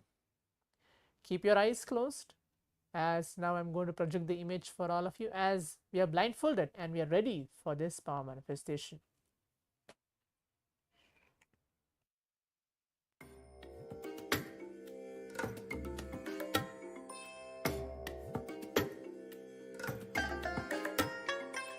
I bless you all. Let you all open all your three eyes and manifest the powers of Mahasadashiva. Om Nityananda Paramashivoham. Om Nityananda Paramashivoham. Om Nityananda Paramashivoham. Om Nityananda Paramashivoham. Om Nityananda Paramashivoham. Om Nityananda Paramashivoham. Om Nityananda Paramashivoham. Om Nityananda Paramashivoham. Om Nityananda Paramashivoham. Om Nityananda Paramashivoham. Om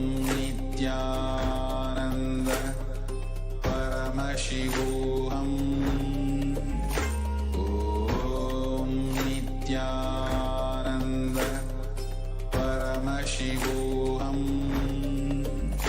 Om Nityananda Paramashivoham. Om Nityananda Paramashivoham. Om Nityananda Paramashivoham.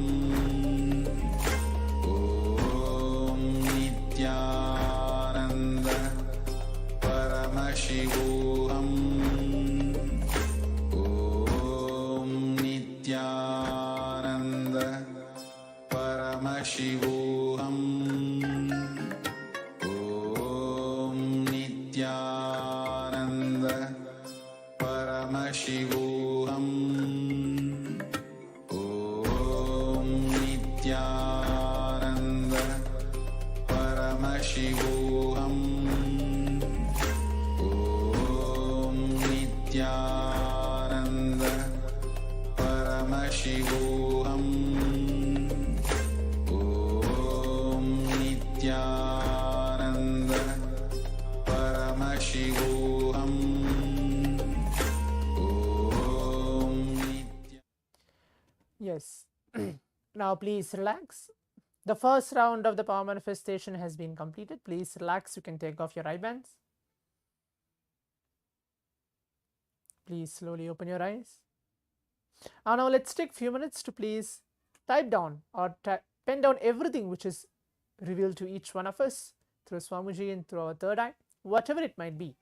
If you're able to see darkness, if you're able to see colors, pictures, everything, please write everything down. In a few minutes, I'll be projecting the image to all of you. What was in the first round of the power manifestation? Please write everything down.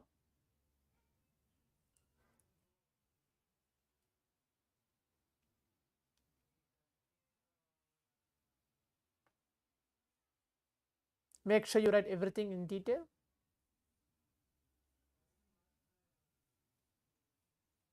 Yes.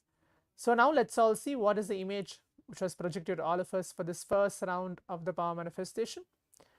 Now as you can see, this is the image which was there for the first round, which has it's completely a nature based picture, which has green, which has brown in color, which has completely ocean over there.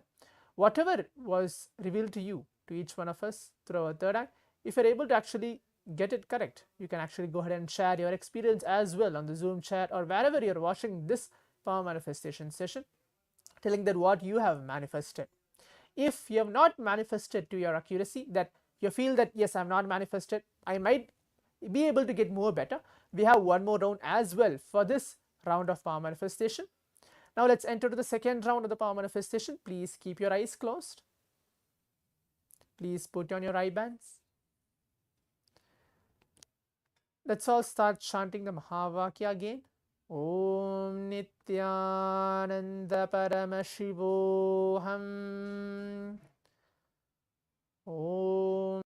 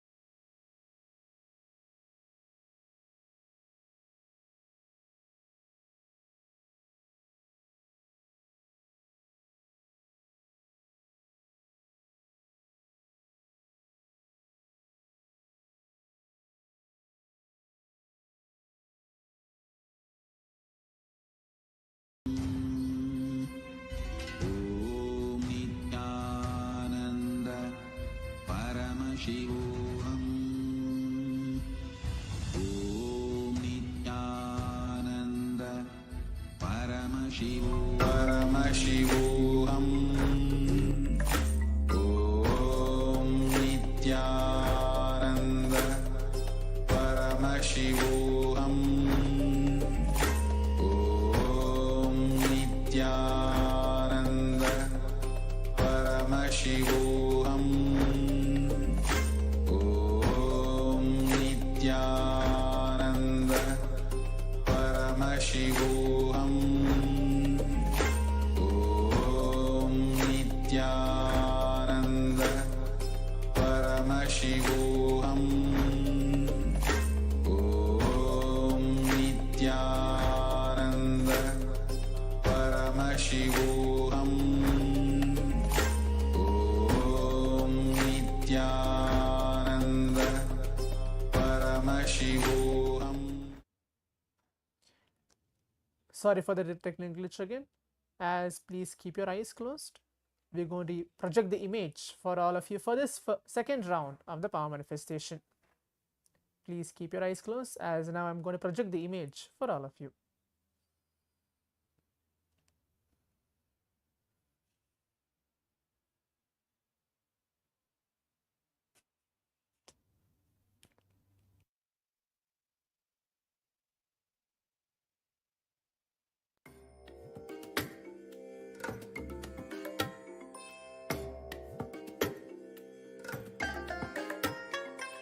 I bless you all. Let you all open all your three eyes and manifest the powers of Mahasudashiva. Om Nityananda Paramashivoham.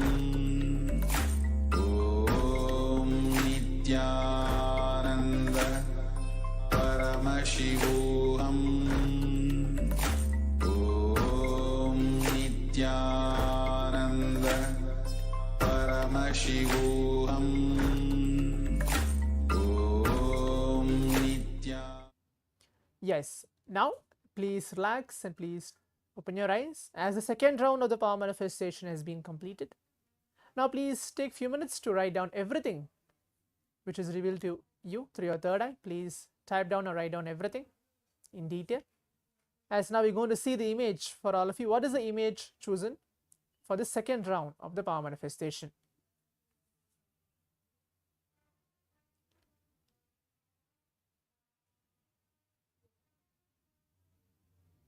Yes, now you can see this is the image which was there.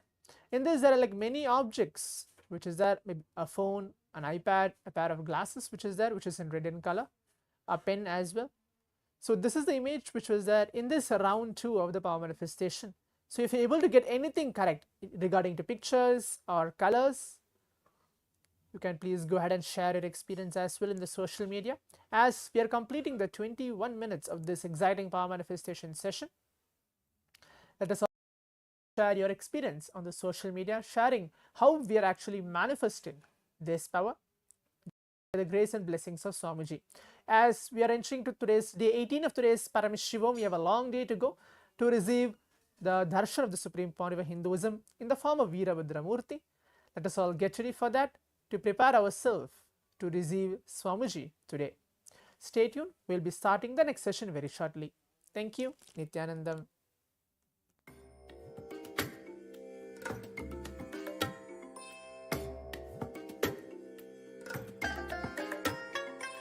I bless you all. Let you all open all your three eyes and manifest the powers of Mahasudashiva. Om Nityananda Paramashivoham. Om Nityananda Paramashivoham. Om Nityananda Paramashivoham. Om Nityananda Paramashivoham.